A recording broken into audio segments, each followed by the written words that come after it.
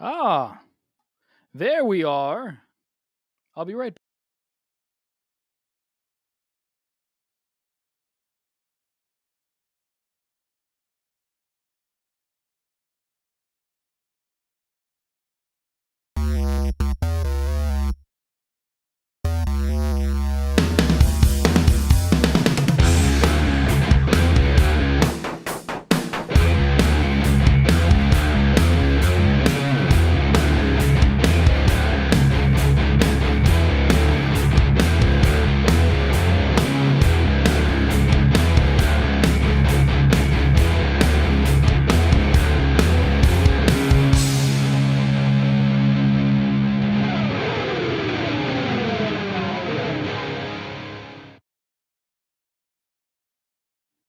Ow, motherfuckers, can you hear it? What's up, everyone? Welcome back to MIGGZPLAYZ. Hope everybody's had an awesome week or an awesome few days. I streamed only a few days ago. I don't know why I say week. What the hell? Whatever. It is what it is. But today, as promised, we have Tony from Werewolves. Now, I'm not sure if the rest of the band is going to join in on this, but we will see. But before we get started with checking out their single Titanium and talking to Tony, I want to do a little bit of cleanup, which I feel like I have to do every episode. But when as a musician, when you go into a podcast or you go to an interview, right? They always ask you these kind of like job interview-ish questions, right? How long have you been playing guitar for? How long have you been writing music? Kind of like the typical stuff that it's whatever. It's cool. I get it. A lot of people will see it, and everybody wants to find out that stuff, but it's not really like it's not really like a personal kind of thing, right? So I have decided that this is going to be a little bit different. I have a few questions here that some of them may or may not be related to music. It's just cool stuff that I think we should all know, just for fun, for kicks. Excuse me as I'm still getting over this cold. It's been fantastic.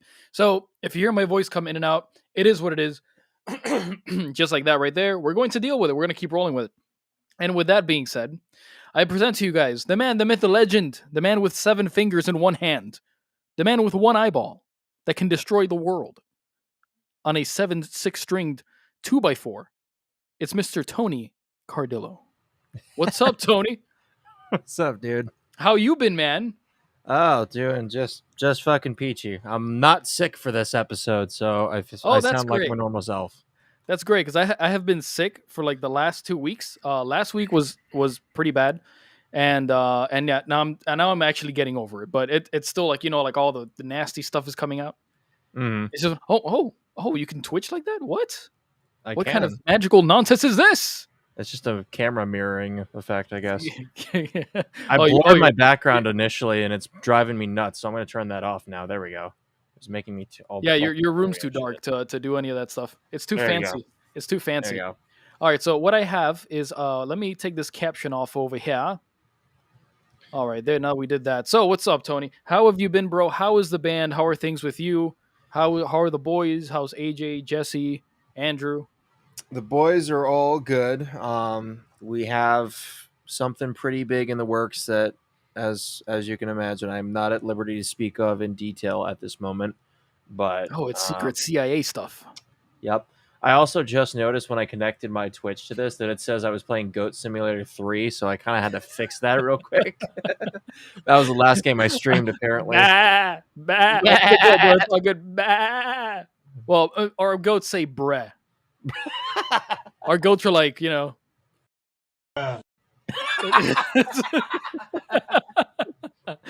forgot I had those. Tony forgot I had those. So Tony. So how I want to, you know what? I think I'm going to play the track first. I'm going to play the music video first. Let's play Titanium. Fuck yeah. All right. Let's play. Let me open up this. I had all this set up, guys, and my computer crashed. Like right before, like at 8 o'clock. And I was like, "Oh shit!" I was trying to open up the private chat, and it freaked out. And I'm like, "Tony, hold on, Tony." I'm messaging like, "Tony, no, Tony, don't go anywhere, no."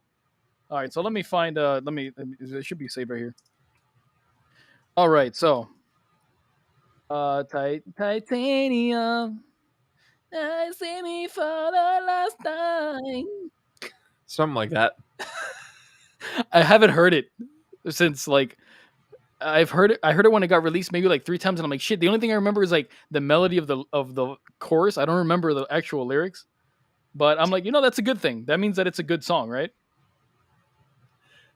So Yes. I've refrained from listening to it since we planned this because I didn't want to fuck up my hearing for it. All right, so here we go, guys. Let me mirror the screen here. Here we go. Titanio de los Lobos. All right, so here we go. Full screen mode, boys. I'm gonna go full screen on this, Tony. And then she said, wrecked him, damn near killed him. Hey, yo, what the fuck is... Jesus, hey, yo, Jesse, what the that dirty fuck mouth. is up, Denny's? We out here in the studio with the boys. Yeah, all right, let me call you back. I'm in this video. Bye. All right, guys, I just got off the phone with management, and they were not happy. Evil Things came out over a year ago, and we have nothing. Before we start the soundtrack, because I'm gonna stop it and I'm going to like talk about parts of it. Mhm. Whose idea was it to like? Because it looks like it's an IG reel or like a TikTok reel or whatever. Was that an actual reel or was that edited? Because I see the likes are 666 and the comments are 69. That was edited by our videographer Arthur. At least I think, yeah, that was edited in. So that wasn't an actual reel. That was just the filter effect that he edited on to make it look like a TikTok. Oh, okay, that makes sense. I'm like, I figured like it had to be like because it looks like it is, but it's like, it's very convincing. It's very convincing. Arthur is a fucking man, dude. We've done several videos with him. He's like the best guy to work with. It's always good energy with him, and he's a fucking genius. He and AJ, I think, did all the production drawing for this video from the ground up. AJ is the mastermind when it comes to having like skits and music videos and shit like that. Like he's the mastermind between it all. And Arthur is the one that always helps him bring it to light, and it always goes really, really well when we work with Arthur. Yeah, it's awesome, man. And so I'm assuming like that was that done on a phone or was that with an actual high grade camera and then edited? No, so that the video that you see from that looks like Jesse's phone is Jesse's phone. He just sent Arthur the video and he put the overlay over top of it to make it look like a TikTok video. So that's from Jesse's iPhone. Okay, that makes sense. All right. We have the man, the legend in the house, everyone. We have a legend. The Modern Man Podcast, which is my other podcast. Doing good, adult, I guess. We're about the same age. What do you mean? Children, get out of here. All right, so here we go. What are you guys working on right now? What do you got? I just play drums, man. Please tell me. Love this. It's funny because it's true. It's like, hey, you play drums, yes. I'm gonna open up the chat over here so we can have people chime in with us live. It's funny because it's true. The drummer's always like, I just play drums, man. That's all I do. Drummers. Have something. I'm gonna get this. Okay, now let me ask you this: when you were, why were you playing a Gretsch? That's not a Gretsch. That's a D'Angelico, and that's AJ's guitar. So, okay, it's a okay. I thought it was a Gretsch. No, that's a D'Angelico. Oh yeah, it is. Okay, cool. Why were you playing that? Just for kicks? Just to? It's AJ's, and he's AJ's a barber, as most people know, and he actually cut the owner of D'Angelico's hair. And I think that was a gift from him, and he absolutely loves it. So he's like, we have to put this in the video. I'm like, okay. I mean, I always play my Majesty, but you'll see Jeremy is holding my Majesty. So he was just like, you got to use this for this intro shot. I'm like, all right, doesn't matter to me. Right. You'll never see me playing a semi-acoustic. That's what I figured. But... I'm like, I know this is so unlike Tony. Like Tony will never play this thing unless he's doing like maybe country music. But even then, maybe he just get himself a Gibson or something or a PRS. I don't know. But I would never envision you playing a D'Angelico. No, that's AJ's, and he absolutely loves it. And I mean, it feels nice, but not my style. Oh yeah. All right. What the fuck?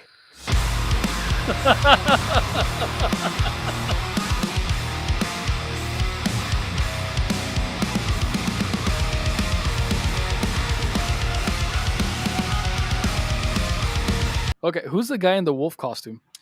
So that is I think that was like an intern or something that was working with Arthur, and he was helping put up that aluminum wall, a wall of aluminum foil you see in the background. Yeah. Mm-hmm. He was this I think I don't remember exact. I want to say he was like Arthur's intern or something like that, but he also was like this sick break dancer. So we just decided to like have him in the video. with the Wolf mask on and like the silver paint and everything, because he's doing like all kind of like contortion dancing and shit. It was like, dude, why not just like put him in the fucking video? Oh shit, that's awesome. It's like, Hey, my boy oh, Josh is here. why so Cereal, Cereal Man is in the house. my What's up? boy. All right. So okay, so you guys, that wall that's in the background, that's aluminum foil, and you guys, That what is did you just all so aluminum on the foil. studio? So this video was shot in Fame on Fire's warehouse, where Fame on Fire has their studio and their warehouse where they film all their music videos, and they let us use it pretty much whenever we need to. And this was just the back wall near like the garage door. Yeah. So that wall, this kid doing the breakdancing literally spent like an hour and a half putting up aluminum foil on that that's back crazy. wall. Oh, that's why you're the intern, right? You're like, hey, you want more money, motherfucker? You're gonna have to grind. So, why so Cereal, the number one Wolves fan in the house? Hey, my boy. Thank you for joining us, Why So Cereal. Guys, if you guys want to chat any questions, shoot them over. You know, we'll get to them at some point. I can't see it on the stream. I have to like add them in as we go. But let us know, and we'll, actually, you know, I'll open up the chats for the segment where we actually have the questions, and then we'll review them. So if you guys want to leave us any questions, please go ahead. You're more than welcome to. I'll give them to Tony, and he can answer them. All right, so it's right. The intern, go grind.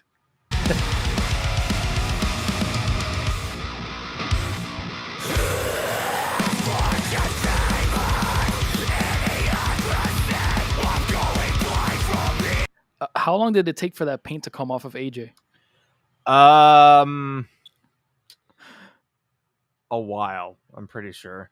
I think. Well, he had like two different makeup looks for this video, because like there's the standard performance shot and then this paint, and I don't want to spoil it, but at the end of the video there's kind of like an ending skit where we're like all sweaty and gross, so he had to put it on like halfway for that skit and then put it on the rest of the way to do the majority of these shots. But I'm pretty sure I think he went home and took like an hour-long shower just to get all that shit out of his hair and off of his skin. Yeah, was it like body paint or something? I don't remember. I want to say it was.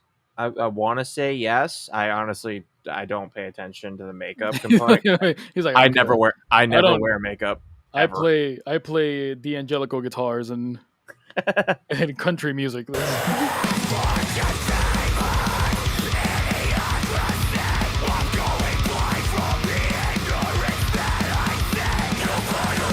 Love that glitch effect. Oh yeah.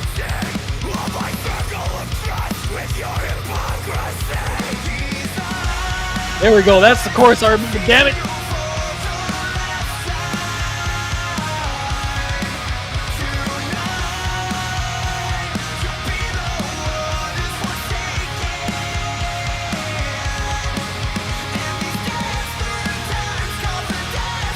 Nice. I see. I haven't heard it in a while, but that's the chorus that I remember when I think of Titanium. So I want to ask you, like, how did that come together? Like, I know you write the music, the main melody and stuff like that. Well, at least the guitar parts, right? You kind of do a little bit of production yourself, right? So how did you come about to writing this? What was the motive behind it? What was the intent? So, funny story about this. I'll try not to make this explanation take too long, but essentially, when we got back from Ohio with working with Alex Ash, that was around the time that I got Cubase and started learning how to do, the pre-production, just so we could make ourselves a little bit more self-sufficient. And this was the second song that I wrote after coming home from Ohio. This was the first song that I wrote almost in its entirety. As far as the musicality aspect, the one thing that we ended up changing when we were in the studio with Brian were the chords for the chorus. The initial chorus I had, and I think I showed you the original one, it was very different, and vocally just would not work with the original chord progression that I had for the chorus. And I was never married to it anyway, but Brian helped me put together the chorus chord progression, and then as soon as we had that dialed in, AJ was sitting behind us and he goes, oh, fuck, I got it. He took his phone, went outside for like 10 minutes, did a couple voice memos, wrote lyrics, and he came back in and he goes, I fucking got it. And this was the vocal melody that he had. And Yeah, aside from the chorus, this song is pretty much exactly the way it was when I wrote it in pre-production.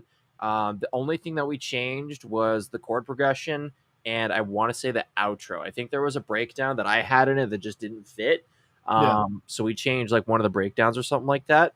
But other than that, it was pretty close to how I originally had it. But Brian, when we went to Brian, he put his magic touch on it and just made it Yeah. 1,000 times better. Especially for the chorus, because I'll be honest, I was stumped on the chorus on how to pull it off properly. And Brian was like, he took my guitar and he goes, let's try this. Yeah, and it makes sense because I mean that's one of the benefits of working with a good producer, right? Or at least somebody that can like go from the outside and see the music from the outside and kind of structure it back in a way where it kind of makes sense, right? Because I know you personally, and you're a very proggy guy. Like you like modern prog. You're a big Jordan Richardson fan. You like Dream Theater. You like Jason Periphery. Richardson. You like Veil of Maya. You like all that stuff. So I can imagine that. Yeah, it was probably had to be toned down a little bit. But it's one of those things like you evolve with the music, right? So as you play in the band, like you said, it was your only second song written with the band. As you progress and you write with the band, you kind of get the sound, and then you can define that sound more and more as you go, right? Yeah, absolutely. And AJ, I hope would attest to this as well. Like over the last few months, with me doing a lot of the pre-production writing, I've gotten a lot better at knowing where to draw the line between progginess and wolves, where it's still going to be fun for me to play, but it also has to fit with our sound. It's very rare that I'll send something to AJ and he goes, you know what, I don't think that's a good fit for us. But I think honestly, I only think it's happened like once or twice. But the times that he has said, you know what, I think this is a little too much. I listened to it a couple more times and I'll agree. I still have to check myself every once in a while. Yeah. But I've gotten a lot better now understanding what we sound like and what fits and what doesn't. And I've dialed back the progginess a little bit as well. In fact, you'll be proud of me for this. So I downloaded the Somatics, the Odyssey bundle. Oh, nice. Yes. One of the songs that we're working on now, I took one of those melody loops. I'll send you the song later. I'm not going to do it right now, obviously. Yeah. I took one of those melody loops and I wrote a riff to it, and then I down-tuned the loop through the Petrucci plugin. So I ran it through the Petrucci plugin. When you get ingenuitive, bro. Yeah. I turned off the amp in the cab, and I ran and all the effects, and I just used the transpose knob and I dropped it to the pitch that sounded best. So I wrote a song, or the start of a song, based on like an EDM loop off of that thing. Nice. And obviously, like, I see your questions on the side, guys. Like I do see them. When we're done, we're going through this, we'll get through all the questions. But all right, that's fucking awesome though. See, it's like, those are the things that people don't think about when you're writing music. You're like, fuck, I want to use this loop, but I can't because it's in a different key. So fuck it, let's just throw it into something. And I just use like a pitch shifter that's built into Logic. But see, you get creative, right? It's like sometimes it's like you might use whatever you know how to use, right? If you can use a guitar amp and just down tune it, use it. I'm like obsessed with the Petrucci plugin. So if it is fantastic. I wasn't even sure if it was even going to work, but I was like, you know what, it's worth a shot. So I put it in the it'll work. Yeah, I processed vocals through it. Yeah, I dragged and dropped it, and then in the little drop down menu for like fucking with the EQ and then adding little inserts, I added it. And I just bypassed the amp in the cabinet and used the transpose. And I was like, "Oh, this actually fucking worked." I didn't. I'm actually planning on running vocals through it. Really? I didn't think of that. Especially like some growls and stuff, because I really like the sound of the delay and the reverb in it. If you guys don't know what we're talking about, the Neural DSP Petrucci plugin has all this stuff built. It's stupid the amount of stuff you can do. I even use it for bass sometimes, for the high end on the clank. But that's more production stuff. We'll get to that some other day when I can stream it live, because now I can. I don't know if you know this, Tony, but I was actually able to stream my DAW live now. So in the future, I'm going to have videos of like me mixing stuff, my stuff, other artist stuff, stuff like that. So I need you to show me how to do that, actually, because I've been wanting to do like a live stream of like either messing with a new plugin or like showing how to do that. It's just setting that up was always such a bitch. And part of the reason was because, as I mentioned in the last episode, I had to rearrange how I have like my USB port hub and my webcam. Because before I didn't know I have to run my webcam directly into my laptop for it to actually work. So I had to rearrange the USB hub and the keyboard because my Alienware keyboard has like this little thing where it has the splitter for the two USB things. So I have to run one of them in and then the other one into this USB hub, and it's like I had to rearrange the whole thing. So if you know how to stream the DAW, I need you to let me know how to. Yeah, do that. you just you need to get this external plugin. It's $100, but it's worth it if you want to do like audio stuff because you can also do stuff outside. Like I can run when I play RuneScape, I could run it through RuneScape and I could play the audio for that because RuneScape is like you can't sync things very well. Yeah. I'm using Restream, so I can share a screen and the audio will share it, but it does not work with DAWs because the audio source from it is not like internal. It routes everything through the computer in a weird magical fuck way, which I don't know how. So Loopback allows you to get the audio from the DAW and then stream it to whatever post. So I could run it from there into the Focusrite live into the stream. Which you would think it would work the other way around, but it just doesn't. So you need to it's almost like routing cables. You just route it to where you want the input and then you want the output Restream, and that's it, and it'll do it for you.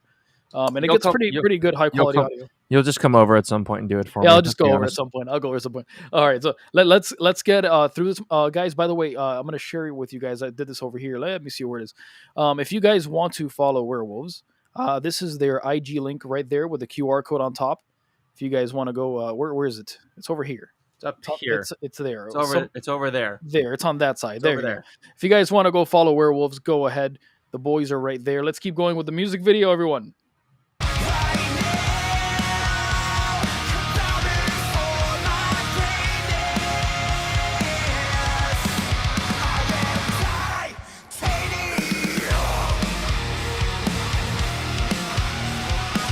I'm never going to get over the intern.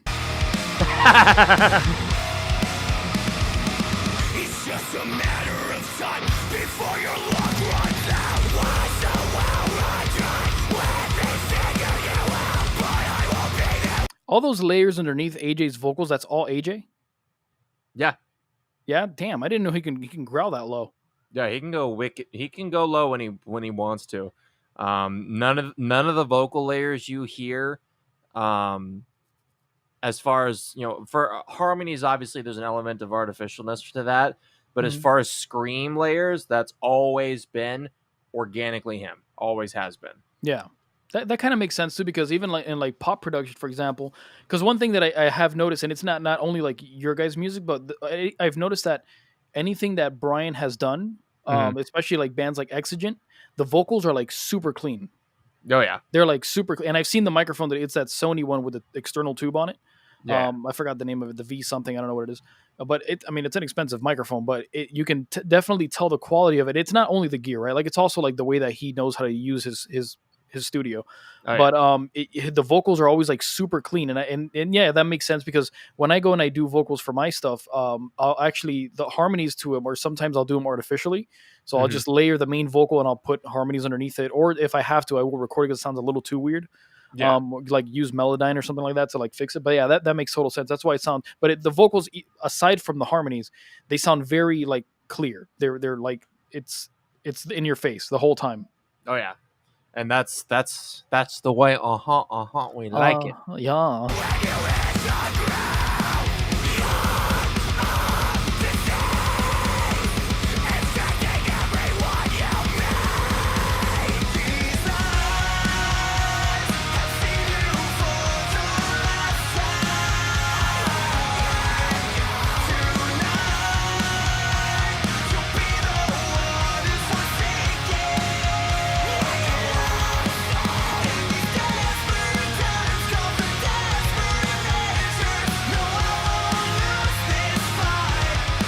I like the chords on the guitar. Like I don't know, for some reason I just noticed it right now, but like there's a what are you doing, octaves underneath the rhythm? It's the very pop punk thing to do, where you're doing like the octaves on A and G starting at 13th. That's okay. That was another thing that Brian had the idea of, because the chords themselves you can kind of see from Jeremy's playing a little bit. It's kind of hard to follow because the camera's all over the place, but all he's doing chord wise is I think 7-5-3-2, like or 3-1 or something like that. It's a very easy chord pattern, That little bit of a pop punk layer effect that we added with that harmony just made the chorus Yeah, it sound makes it so much more something. full. Yeah, it really brings out the chords that he's doing and it harmonizes well with his vocals, with AJ's vocals. Yeah, it was like that perfect little fit, and I'm pretty sure that was another tweak that Brian did, and it worked beautifully. Yeah.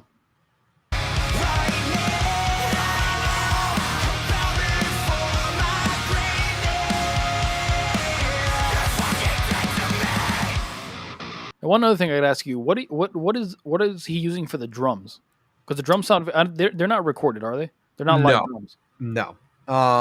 He has a few different plugins. If I remember correctly, I think he's using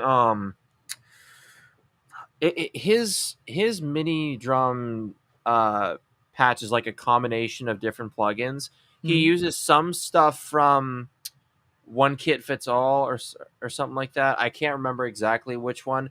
I'm trying to remember the snare that he uses. I honestly can't remember for the life of me, but some of the I think it has some of the Luke Holland mixed with something else. I don't know. He doesn't use just one drum plugin. He kind of like created his own Frankenstein of the different plugins that he had and combine because he uses Pro Tools, so I guess he can Yeah. set up the drum thing so that he can take the snare from this one, the kick from this one, the china from this one, and just make his own like Frankenstein of what he really likes. So I honestly don't remember what he uses. I'd have to ask him. Yeah, because I like the snare, like it really bobs. It sounds like it sounds like either a Black Beauty or a what is it, a Tama Bell Brass. So I think it's modeled after the Bell Brass, if I'm not mistaken. Yeah, it sounds like it has like that deep body to it, you know. Yeah, but it sounds all it really like it really. I like the kick drum because the kick drum is like it's tucked in, but you can still feel it, and I love that. I don't like kick drums that are like super snappy in your face. Yeah. But I like the snare to stand out the way that it's standing out here. Mm-hmm. So that makes sense. That makes sense. And the toms too, they sound great.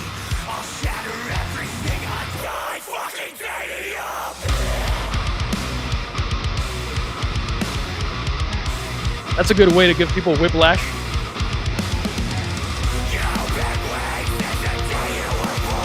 Well, I want to ask you something about this scene coming up right now. This scene right here, whose idea was it to bring in a little bit of Bohemian Rhapsody into this? I want to say that was AJ's idea. I'm pretty sure it was. Is AJ the Queen fan? Oh, we're all Queen fans, but I think it was. I'm like 99% sure that was AJ's idea to throw that little Easter egg in there. Yeah, I'm pretty sure that was AJ. It had to be AJ. It had to be. I figured it had to be AJ. I'm like, it's probably AJ. All right, that makes sense. Only AJ would come up with an Easter egg like that. Did any of the guys in the band not know what this was? Oh, we all knew. Okay, you sorry. Okay, everybody knew. But have you had people like ask you like, dude, what the fuck? Like, what is this? Or like people have done it like, oh, bro, we know, we got it. Yeah, almost every reaction that I've seen, they're like, they start busting out laughing, or they're like, "Oh shit, that's dope!" Like it's either really dope or it's fucking hilarious because it's like so out of left field for like a metalcore song to have like a Queen reference, just kind of like, boom, here we go. Why so serial? It was a nice touch. I really liked it. The Queen's Easter egg. Yeah, I feel it was done tastefully. I think it was.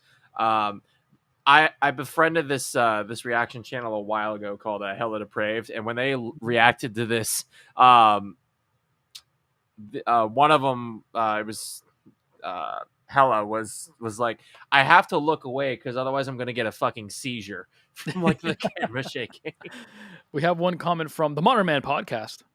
The cool stuff is that loops and tracks you don't use, which I guess this is going back to the production thing, are still part of your portfolio and become usually depending on how good possible new songs eventually. I didn't understand that, but you make new sounds and you can use them for songs eventually in the future. Yeah, you can always do that unless you're like me and you're a freak. I don't have any templates, so I just do everything from scratch. But it depends when you're a nut, you know. Sometimes Yeah. you just. I have like a very simple template for when I write metal music. It's just 2 guitars left and right, which is now the new addition, the Petrucci plugin. The bass I use MIDI bass, so I just have that set up with Parallax, and then I just use Superior for drums, and then anything else I want to bring in after that is just kind of a bonus.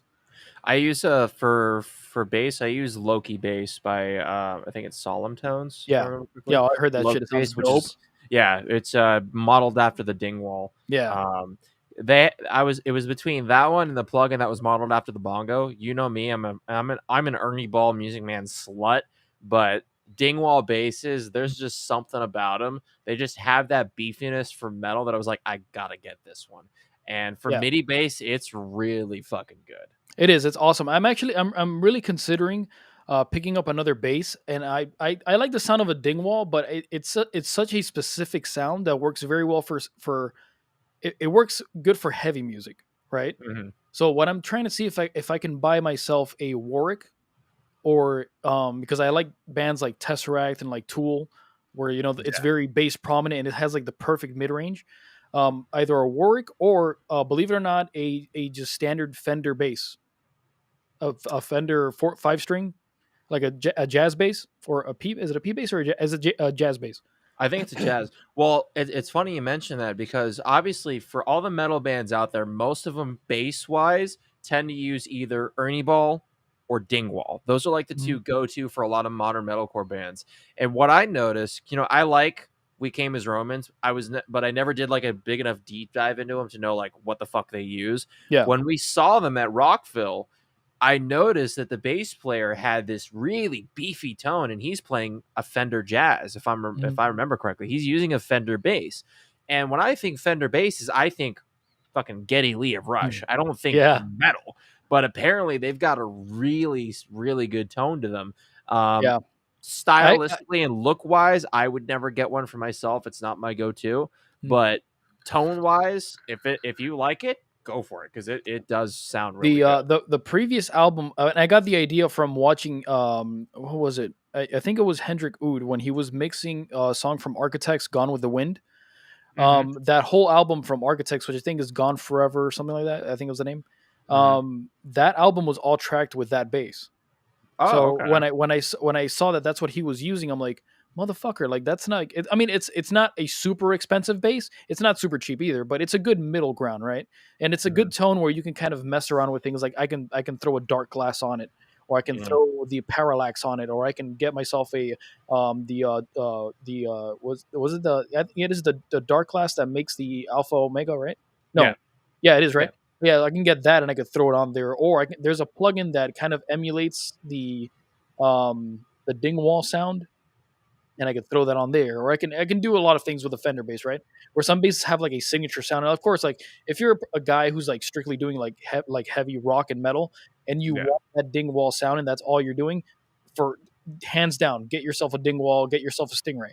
That's gonna work for you all the time. But when you write things kind of like I like very progressive stuff where it goes like in and out. Some parts they need a lot of hard clank. Some parts they need to slow down a little bit and it's more feel to it on the bass. Then you need something that's a bit more versatile, right? And you not saying that you can't use those basses. You can.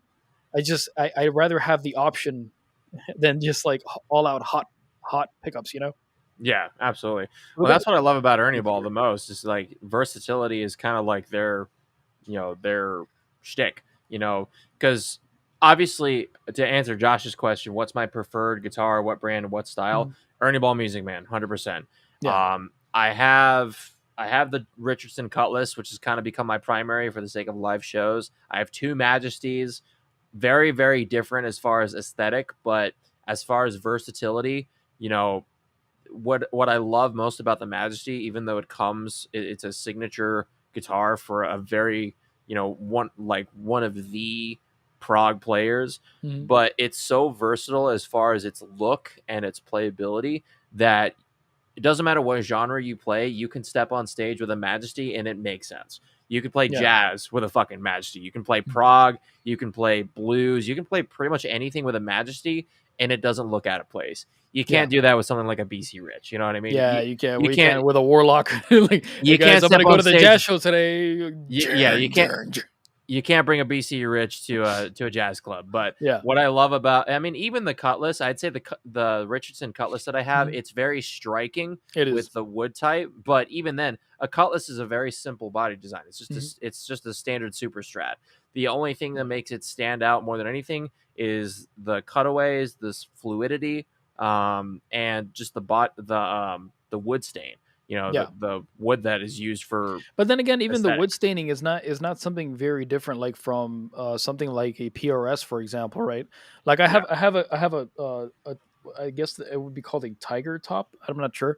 Kind of Quilted maple, I yeah, think. quilted maple. And it's like, I mean, it's you could still it's actually one of the guitars PRS made for metal. Like it has very hot Mm. standard PR. That's why I've never switched them out, because they sound great the way they do. But it's still mellow enough where you can go and play like a jazz show with it. Right? I mean, you could kind of expect that of a PRS. Mhm. It's a bit versatile, but on a Majesty, yeah, it is. It's kind of it's just as versatile, you could say, right?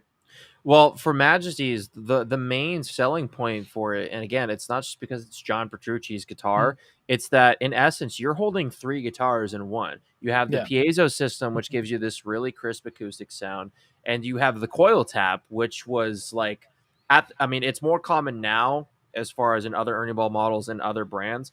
Coil Yeah. tap at the time of its release was not as widespread. So Mhm. essentially, in this one guitar, you have the sound of a Fender Stratocaster. If you want a single coil sound, tap of one of the knobs, boom, you're there. Yeah. If you need this really crisp acoustic sound, flip of a switch, boom, you're there. If you need this really meaty, punchy metal tone, you've got the humbucker sound, boom, right there. You've got three Mhm. guitars in one. So, Yeah. in my opinion, that's why it's worth every fucking penny. It's not just a signature model with John Petrucci's Mhm. name stamped on it.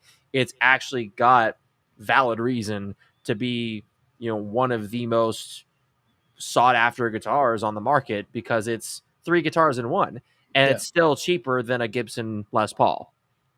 Yep, that is true. And I would rather get a Majesty over, or just any Music Man really over. I'm not a Gibson fan. Which, by the I'm not way, I either. am. I did see one the other day when I went to Guitar Center to buy some new strings. I have the whole setup already. There's just that one thing. So I saw something that I like, Tony, and we'll talk later about that privately about it. Which Guitar Center was it? The one in Del Rey? It was the one in Coral Springs by the Promenade. Coconut Creek, you mean? Is it Coconut? It probably is. Yeah, Yeah, it's Coconut Creek. I'm not from here. I've only been Yeah, living here for a few months. I have no idea. But yeah, okay, yeah. yeah. Yeah, so yeah, I saw they have a 6-string and a 7-string version. We'll talk about it later. But all Yeah. right, let's so what I'm going to do, we're going to get through the music video, and then after that we have a few chats and stuff to go on through. Have seen you for the last time.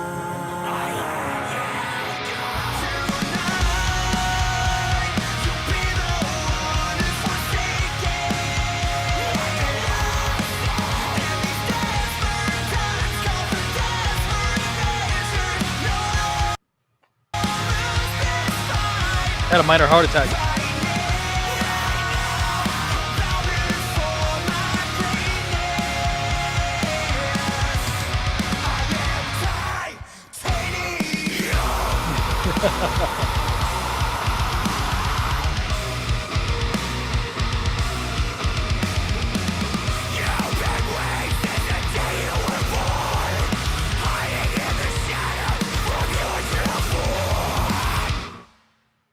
Oh, that's jam. There's a little ending skit too.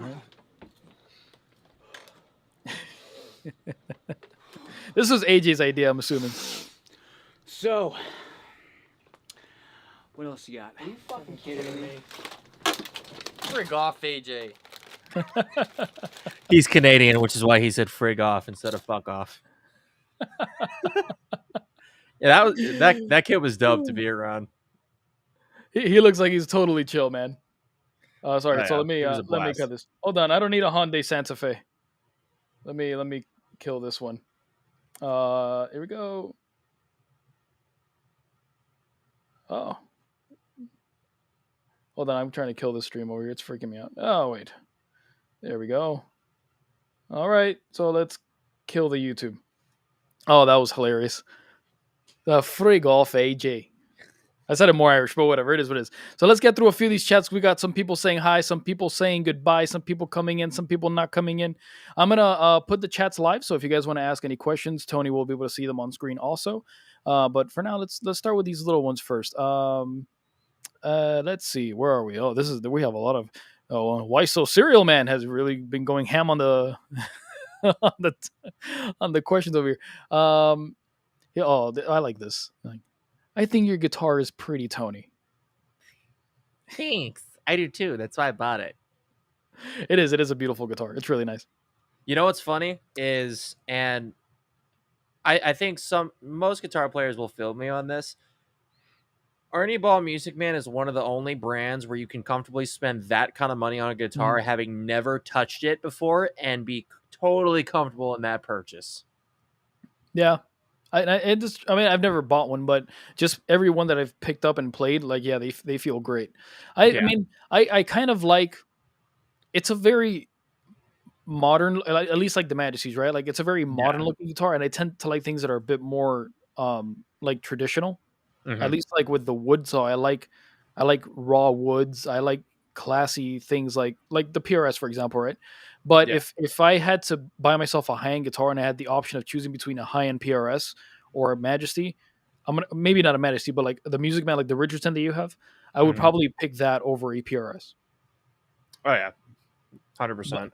I do like. I'm not gonna like. I love my PRS. Like it's actually one of my dream guitars. It's been one of my dream guitars for a while. So I'm happy that I got one. It was actually gifted to me by a great friend of mine. Very nice. Why So Serial Man? Can we have a tease on new song release date? No, I will get in trouble. He'll get fired immediately. Really liked. Why So Serial really liked the Easter egg. We already got that one. Hello, Sharpie Zard. Sharpie Zard? Hello, Sharpie Zard. How are you? Thank you for joining us. Why So Serial? AJ's vocals are really nice. Seeing how he sounds from songs like Life of a Parasite to this, I honestly can't wait to see how you guys sound in the future. I can promise you one thing, and again, I cannot give details on anything in specific, but the new songs that we have in the pipeline, they still sound like us, but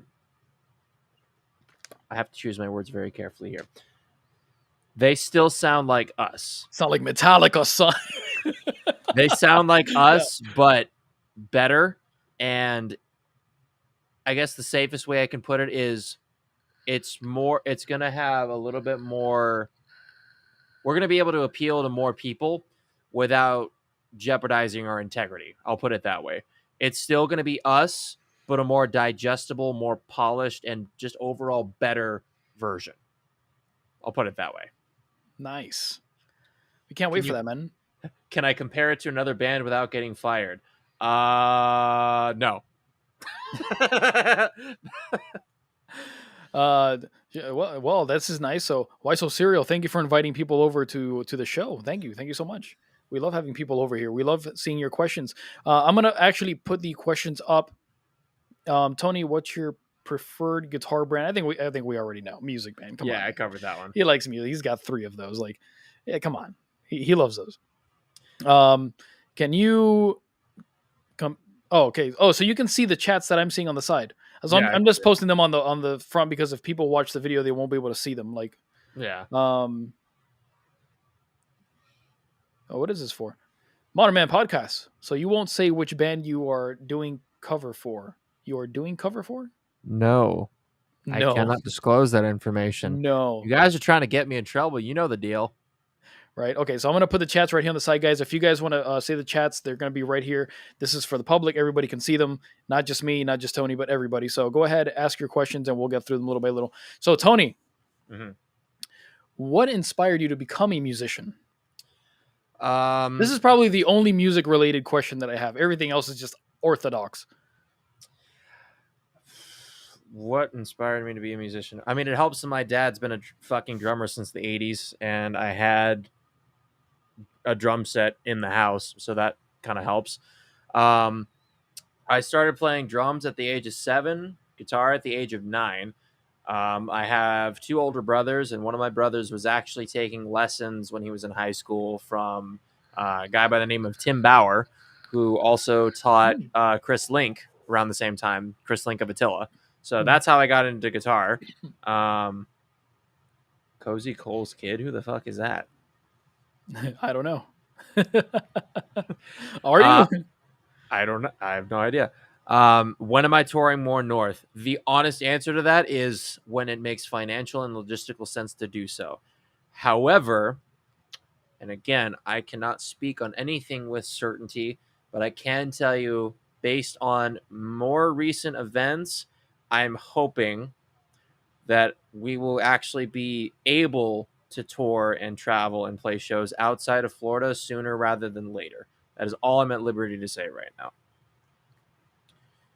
So that's how you got into playing music. You just kind of yeah, my dad was a drummer. You played drums first, yeah. Yeah, I know you can play drums first, and I play drums like a motherfucker. You're better than most drummers that I know. Yeah, fun fact: Miguel and I were in a band for all of about a year together. Never played a show. Yeah, I mean, if you put all the times that we practiced together, probably like 2 months. No, there was a good. I mean, we were practicing at least 2 or 3 times a week at one point, weren't we? Was it? No, I think it was only once. Once a week? Are you sure? It was once a week, yeah. I mean, it was a thing for like. I don't even remember, bro. I erased all of that from my mind. Like anything, like you know the reason why, but like everything just from that time, just like my brain just. I don't remember half of it. So Tony, I have another question for you. This is gonna be a good one. Okay. Mm-hmm. What is the worst? It probably knows. God. What is the worst vehicle you've ever owned, Tony? I wrote all these questions before. Look, I have all these questions here before we got onto this. So what is the worst vehicle you've ever owned, Tony? Well, I've only owned 3 of them, and you drove one of them, so you know the fucking answer to that one.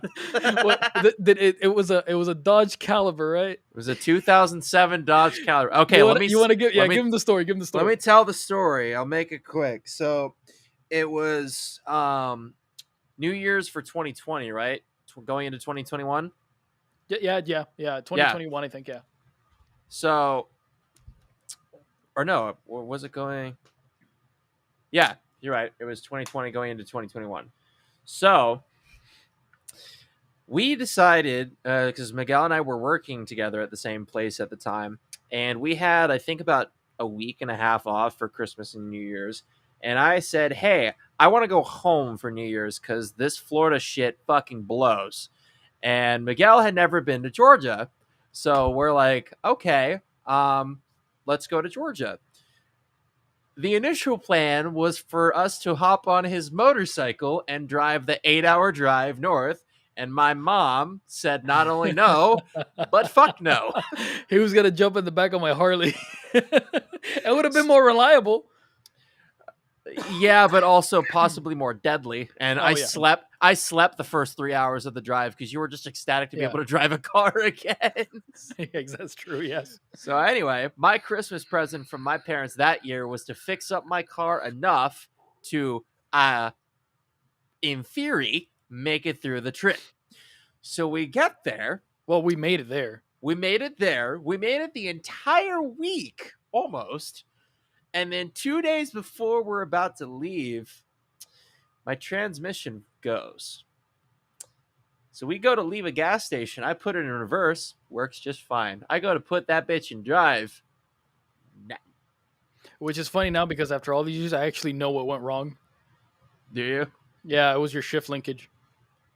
So it would have been an easier fix than we actually thought it would have been probably a $40 fix.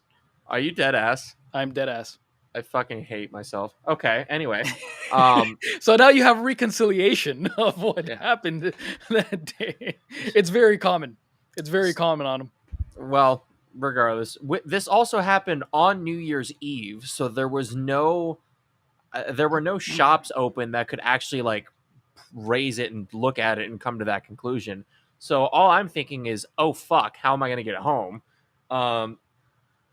Our bass player at the time in that band, our buddy Jawan, drove all the way up basically that next day because you had to go back to work. I think we both had to go back to work that Monday. And so Joanne drove up the next morning, I'm pretty sure, to come get you. Yep. Friend of the year right there. Hell yeah, man. And then shout out to Joanne, by the way, man. Shout out to Joanne for it was coming a in trip. clutch I'm like, that bro, day. are you sure? He's like, bro, I'm down. I'll go get you. I want to get out of here. He just drove. He just did the what is it, like a 9-hour drive? Yeah, like a 9-hour That's like a drive. 9-hour drive one way, yeah. And then I ended up flying back, leaving my car there. And some old neighbors of mine are, grease monkeys for years. So they took a look at it and basically said, yeah, this thing's junk. Like, it's going to cost more to fix than it's worth. So we left it there. So yeah, long story short, shittiest car I've ever owned. I've only owned 3, and it was that fucking Caliber. Yep. Yeah, I can agree. I can agree. My car now is fucking dope. Your car now is dope. It's still an American car, but it's fine. It'll work. It works for now. Yeah, it works. Gets me from A to B. It doesn't break down. Gets you from A to B, bro. Okay, so let's see if we have any questions here. Nobody has me. Nobody likes me. Nobody likes us. Well, let me see. And you just abandoned it there. Yeah, he had to. We were in Georgia. We were like 9 hours away, so he had to just. I had to fly back. Did you got it towed to your neighbor's house at the time? Yeah, we got it towed to my neighbor Jerry's house, who was right down the street from my old house. Thankfully, this happened at the racetrack that was right around the corner from my old house. So Jerry was like 5 minutes away. I think I called my dad actually and was like, hey, I don't know what the fuck to do. Can you call Jerry? And he goes, I'll see if he answers. Keep in mind, we hadn't spoken to Jerry since we left Georgia, but this is just Southern hospitality. And we could probably do an entire episode talking about our trip and how much you loved it just because of the people. Oh, dude, it was there awesome. alone. It was awesome. It was great. This is Southern hospitality for you. This man who had known me since I was a little kid, who my family had not spoken to in years, gets a call saying, hey, my son is stranded at the racetrack 5 minutes away. Can you help? Racetrack, your car died of depression, remembering old memories when it used to be a functional car. Let me tell you something. My parent, not going on a tangent on my car for too long, but in essence, this car, very long story short, I was in this band when I first moved to Florida that was supposed to be getting signed, and I was supposed to be moving to California at the age of 18 to just have my dreams handed to me. Turns out that was bullshit. Imagine my shock. So my parents bought me that car thinking I was going to be moving to California. They bought me that car for $4,000, and before that thing shit the bed, we'd put way more than that going into fixing it. Yeah, it was a shit box. It was a shit box. It was a shit box, but you know it did its intent. Yeah, I mean it got me there. Listen, like a 9-hour trip, it doesn't seem like a lot for if you have a newer vehicle, but an older car, it's something that's gonna it's gonna happen, especially if it's not like it needs to be like perfectly like taken care of. You need to make sure everything is checked on that thing before you go on a test drive. So that's everything from like differential fluid, transmission, oil. You got to do all that stuff before you decide to take a trip like that. Also, make sure all your hoses and cables and stuff are. I get it all the time. So, well, and what sucks is I'd been going to the same mechanic in Boca, who it was like this guy. I'm not gonna name his shop, obviously, but it was like this local shop. It wasn't this big corporate chain or anything. It was this local guy that I'd been going to, who I thought was reliable. And my parents brought the car to him before this trip, saying, "Hey, make sure this shit is road trip ready." And we get there, and it dies. What was the name of the mechanic, by the way? Can you say it if you don't want to say it? You don't say it if you don't want to say it. I mean, it doesn't matter. No one's going to seek out his shop, but it was Bill. Bill. Okay, no, I don't know Bill. So I mean, it's his shop is just his name. So, but whatever. I'm not even sure he's still in business. But I'd been going to this guy for only this guy for the entire time I owned this car, basically. And he did the tire. I needed new tire rods. He did that. Like every new thing that this car needed, he did for me, and he took care of me. Yeah. When we went on this trip and my car fucking died, Basically, we get it, bro. You are loyal. my parents went to Bill and were like, "Hey, dude, what the fuck? Like, we spent thousands of dollars, like, to make sure this car was road trip ready, and like, you fucked us. Like, what the hell?" But that's really all I'll say about him. Now I have a car that's not 12 years old and is a lot more reliable. So it's all in the past. You know, you have to have a shitty car before you have a shitty car before you have a good car. Yeah. You need to have the beater upper. You know. Yeah. Because now, which is very unfortunate for your second car. Because goddamn, like I think got fucked, bro. That thing got fucked. And I liked that car. But in essence, like when I look back, my mom had put that car under her name for me because her thing was she didn't want me to have a car payment at the time because I had just started working as a broker, making decent money, but I was still like paying off debt and shit. So she was, my mom was helping me out, and I appreciated that. Mom for the win, bro. Mom is always there, bro. Problem was when that car got into an accident and all the shit was in her name, and she was in med school doing all this shit. Like she was like, I don't have time for all this, like, and I was like, I don't know what you want me to do. The car's in your name. Like all the paperwork is in your name. You have to do this shit because I can't. Yeah. My name's not on the paperwork. So when I was, financially well off, I had a really good summer. I was working as a moving broker for about 6 months at that point. I went in to off lease only. It was the same car, just 2 years older, 20,000 fewer miles, and the higher trim. So I got a 2017 instead of a 2019. It was a white exterior, the tan leather interior. So this thing looks a lot more luxurious than it actually is. And I walked in, and I'll never forget it. I was 22 at the time, and I walked in, and I said, here's what's going to happen. I'm going to be your favorite customer today because I already know this is the car I want. Here's what's going to happen. I'm going to take this car for a test drive. I'm going to get it on the highway, and I'm going to get it up to speed. If it does not make noises that it shouldn't be making, this car is mine. And he goes, okay. So about 30 minutes later, I come back. They run my credit. And at this point, I had been working as a broker for like 6 months, like I said. My credit was great, especially as a 22-year-old. He goes, the finance manager goes, do you have any idea how many 22-year-olds come here without a cosigner and are lucky to get anything under a 20% interest rate? I got it at 9 because I was doing that well at the time. And he goes, that's awesome. Like, no cosigner, no nothing.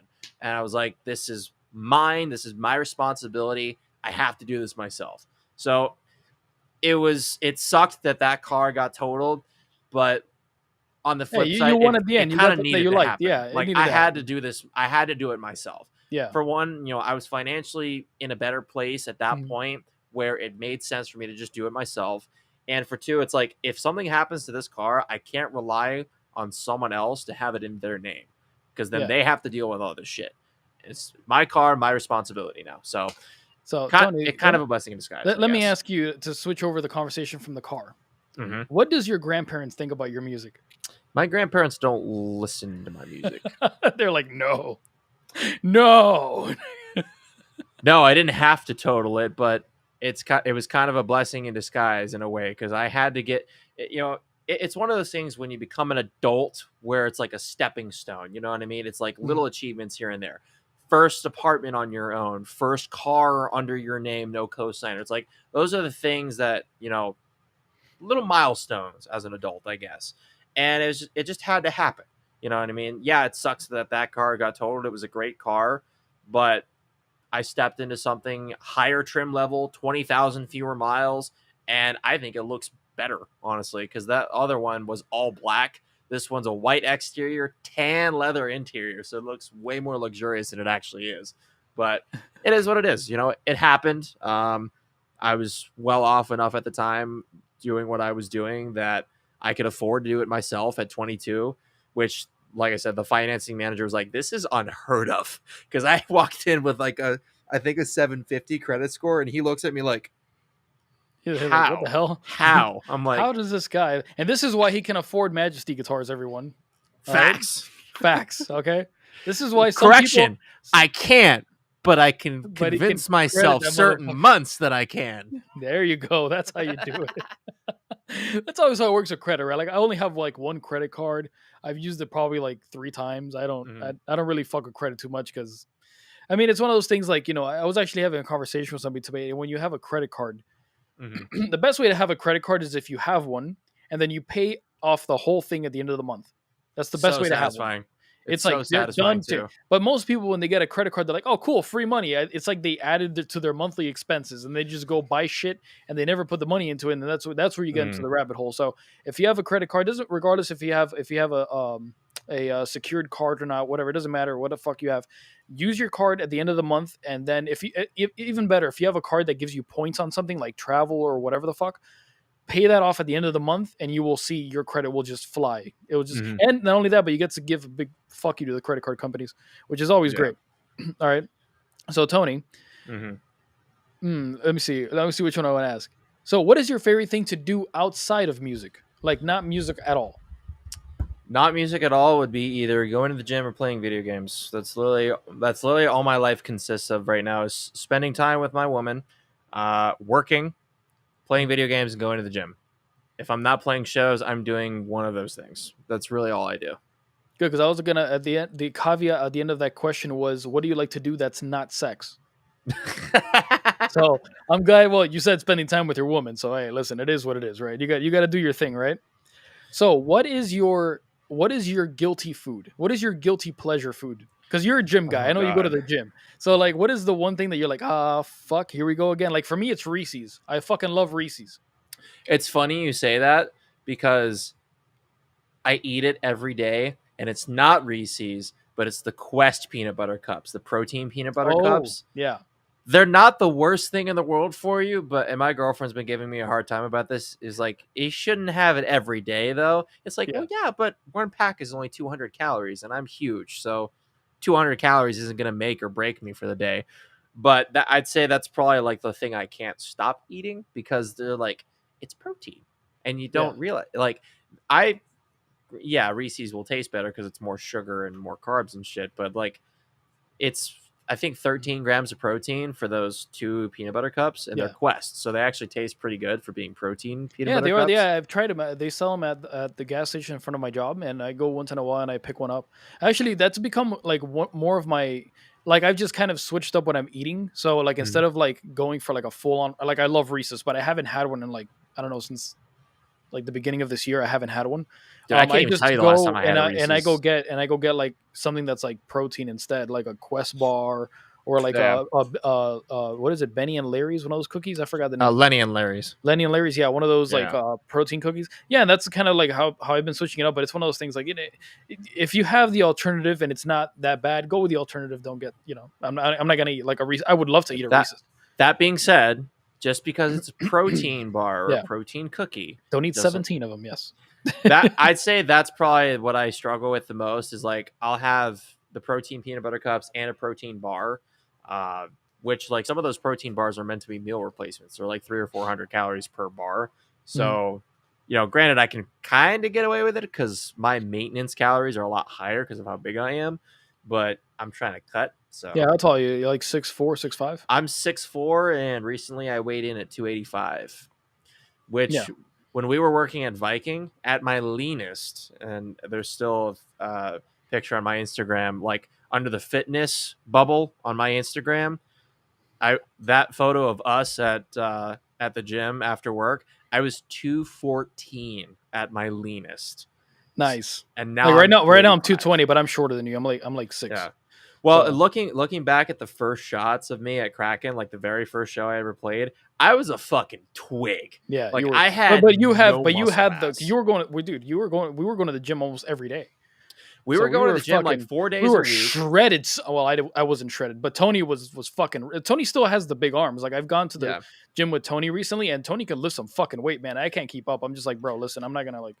I like to go to the gym for 30 minutes to go in, do a compound workout, and get the fuck out. Tony will be there for like hours. Just like, you need to work out the tricep this way. Like you have to do it like this, and you have to do it like this, and then you have to do it like this, and like he has different ways of where I don't know what those things are supposed to work out, but that's what he does. Well, the thing is, when we were working at Viking, we were in a warehouse on our feet 10 hours a day, I was eating off of a food truck, so I was basically eating whatever the fuck I wanted. Yeah. But I was still more conscious of what I ate. Mhm. But I was burning so many calories. Like if I wanted a guava filled tequeño or a cheese tequeño or a dessert, I could get away with it because I was Yeah. burning like 5,000 calories a day being on Yeah. my feet all fucking day.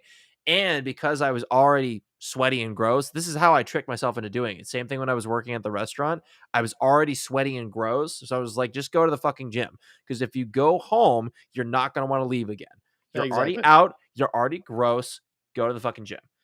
Now that I work in an air-conditioned office as a broker, it's a lot harder for me to do it because it's more mentally taxing Yeah. than it is physically taxing. Yeah. So it's harder. I don't like when I first started, dude, I was like in it. I was in it every Mhm. fucking day without fail. And I lost that and it sucks. But it's like the work I do now is more mentally taxing than physically taxing. And because I don't leave work all sweaty and gross, it's harder to convince myself to do it every day. So that's we got Rye in the house. What's up, Rye? Thank you for joining us. If you have any questions, please leave them on the screen. Tony will see them. We got a few comments on it that are pretty funny. Let me see. Rye says when he goes to the gym, he does 30-minute cardio, 30-minute upper body, and 30-minute lower. Do you do your That cardio first? Because I've heard that doing your cardio at the end of your workout is probably more beneficial because you don't get so tired you can lift more. I'm not sure. To be very honest, it does not matter. Yeah. As long as it depends on the cardio you're doing too. Because if you're just Mhm. doing 30 minutes of steady state cardio, like treadmill, no incline, just 2.5 speed, just to warm up and get your blood flowing, that's not going to affect your lifting. If you go on the Stairmaster for 30 minutes, that's going to wipe you the fuck out. So Yeah. it depends on the kind of cardio you're doing. Personally, for me, what I'll do is 30 minutes at the start, level 10 incline, 2.5 speed, 30 minutes, because I'm used to that. Like I can do that. And then I'll lift and then I'll do it again for another 30 minutes. So I'll do an hour of cardio, 30 minutes in the front, lift 30 minutes at the end. Yeah. That's what my body is capable of doing. There's no universal answer for everybody, though. It depends on what you can physically do. And you just have to work up to doing more and more and more and challenging your body more and more. Nice. Yeah. I He always keep forgets I forgetting have you have that shit. So, guys, if you guys are liking the video, please like, subscribe, follow wherever you're watching us from. Like, share, subscribe, do all the fun stuff. Yeah, we have a few more of those memes to get through. I bet you nobody expected that. We're like, what the fuck? What am I watching? What the hell is this? All right, Tony. So, I see. I didn't know that, but I've heard so many times like it's probably better to do your cardio after because when you do it after, you're not as tired. But I guess it's so minuscule, right? Like it depends on the extremes, right? If you're just trying to like lose weight, I don't think it really matters. Or if you're just trying to get like somewhat toned, like I'm not the kind of guy where I've always wanted to be like super big, but I have always wanted to be like like a You want to be lean. frame. You want to be exactly, lean. yeah. Well, and the thing about cardio is, and again, it depends on the kind of cardio you're doing. If you're doing HIIT cardio, the thing, the kind of cardio that gets your heart really up and then really down, that's going to wear you out. If all you're trying to do is maintain or do something consistently, 30 minutes a day on the treadmill or an hour a day on the treadmill, regular walking speed, but at an incline, so it's a little bit harder, it's all you need. Guys, Tony can be his personal trainer. Like Tony, I've trained with Tony before. Let me tell you, he will kick your ass. All right. I've never seen a man carry like 150 pounds with his fucking triceps. This man doesn't give a shit. He's just like, fuck these 150 pounds. I need more. Fuck you, planet. So Tony, what is okay? Like, like we all have a thing before we go to bed at night, right? Like I personally like to watch YouTube videos and I fall asleep, right? So what is your one content creator or what's the one thing on YouTube that you watch that people wouldn't expect for you to watch? I don't think it's that out of the blue for me. I mean, I don't think it's that out of the ordinary for anybody that actually knows me, but before going to bed, I actually typically don't watch YouTube. I'll just scroll through TikTok like a mindless ape. But if I'm gonna watch YouTube, my go-to YouTubers, they're all gamers, shocker, would be Tim the Tatman and Legion. Legion is fucking hilarious, and I absolutely love Legion. If I or pretty much anyone from the Vanoss crew. It's a lot of Mhm. YouTube gamers. I don't really Mhm. watch a whole lot on YouTube aside from gaming. Yeah. If I need motivation to go to the gym, I'll watch like Will Tennyson or Jesse James West or Greg Doucette. But other than that, pretty much the rest of my subscriptions on YouTube are like gamers or skits or something. Smitty, yes, Smitty, Soup, that entire squad, Grizzy, Pezzy, yeah, Grizzy I'm subscribed to, Smitty I'm subscribed to. I actually met Soup actually. He has a metal band, funny enough, and they played Propaganda not too long ago, and I met Soup. He's a really chill dude. Yeah, the Goon Squad, Vanoss crew, pretty much anyone in that group. You know what's my guilty pleasure before? I have a few things that I watch really like some really unorthodox things before I go to bed. I actually I like YouTube. Like during the day, I'll watch like podcasts, like things that are like hours long, 2, 3, 4 hour long podcasts. I have no issues paying attention to those things. Yeah. Can you guess what's what at least one of them? Can you guess what I like to watch before going to bed at night? You're gonna be like, what the fuck, Miguel? Um, Actually, I think is it a gamer? Because I think I'm subscribed to the guy that you showed me. Gray Still Plays or something. I like Gray Still Plays, but it's not something that I watch every night. Once in a while, there's a few things that I like to watch. Gray Still Plays, I'll catch him every once in a while when I need a good laugh.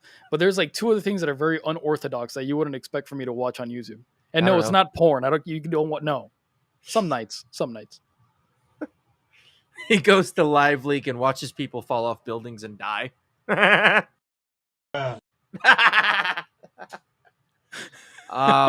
don't know, fucking Nyan Cat videos. I don't know. What do you watch, you fucking No, weirdo? This is really the one that's really kind of not unorthodox because I do like fantasy stuff.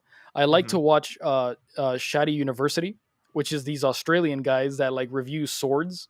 Mm-hmm. So fantasy swords, katanas, whatever the hell they talk about, like ancient Roman sword fighting, anything that has to do with ancient artillery. Shadiversary is the go. Yes, that channel is awesome. I subbed. They're amazing.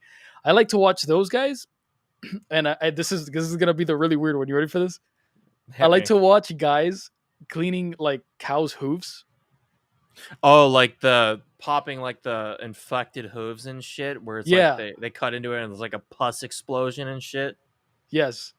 I Yeah. know what you mean. Yeah. Yeah, it's like super cool to me. Like I don't know why. It's just like damn, this is like pretty awesome. It's just or like some nights I'll watch some ASMR just to I like can have it on never my get phone and into just that. knock the fuck out. I mean could never don't get I into don't that. watch it, but like before like when I go to bed, I need to listen to something for some reason. So I'll put like some ASMR. There's also another Australian guy that I watch, and he's pretty cool. But those are my guilty pleasures before night. Or once in a while, I'll pop in the corn hub, have a good time. It is what it is. Hey, listen, but- sometimes you're a lonely guy.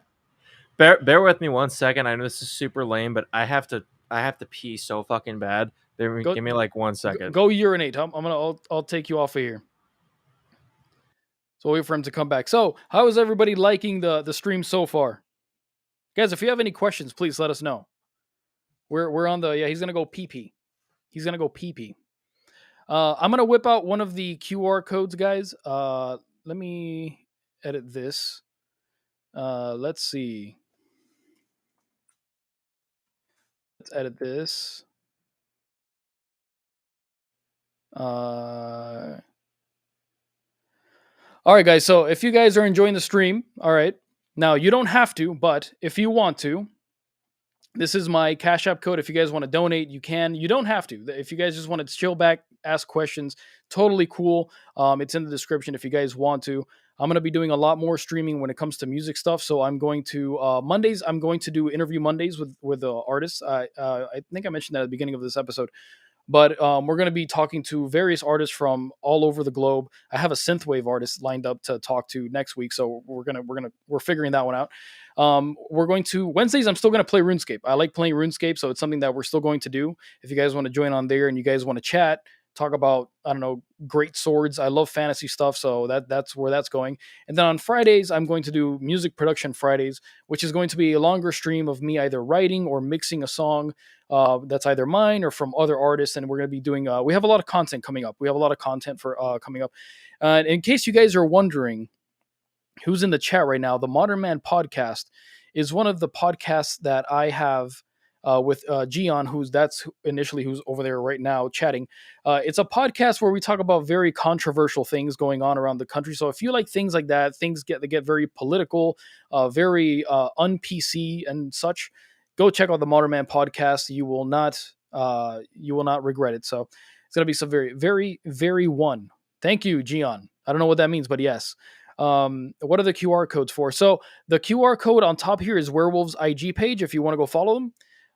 And the QR code on the chat that says MIGGZPLAYZ, that is just my Cash App if you want to donate. You don't have to. Like I said, you don't have to donate. I don't expect anybody to give me any of their hard-earned money. I know that you guys work hard for it. I don't expect it, but if you would like to, if you guys feel good about it, then you guys can go ahead. I do have a few more artists lined up. I actually have the next month booked for new artists coming in. I got 2 bands that are here from South Florida. One of them is from the UK, and I'm talking to another guy from Australia. But we're gonna see, because Australia is kind of weird with the timing. It's like the complete opposite of the US. And I like to stream things at 8 o'clock, because 8 o'clock everybody's already at home. They're chilling. They've already showered, or they're laying in bed getting ready for bed. So you could just kind of like. Migs, your camera stops every other frame, by the way. You know what? Fuck this camera. No, I don't know. I don't know what to do. It's working fine on my side. So I'm not sure. Usually if it's freezing, I can see it freezing. But I can't see it freezing, so make sure it's not your phone just in case. It could be though, it could be. All right, so the man, the myth, the legend is back. So Tony, how was your urine? I may or may not have also taken a shit. You may or may have. Listen, that was a quick shit. I can be quick when I have to be.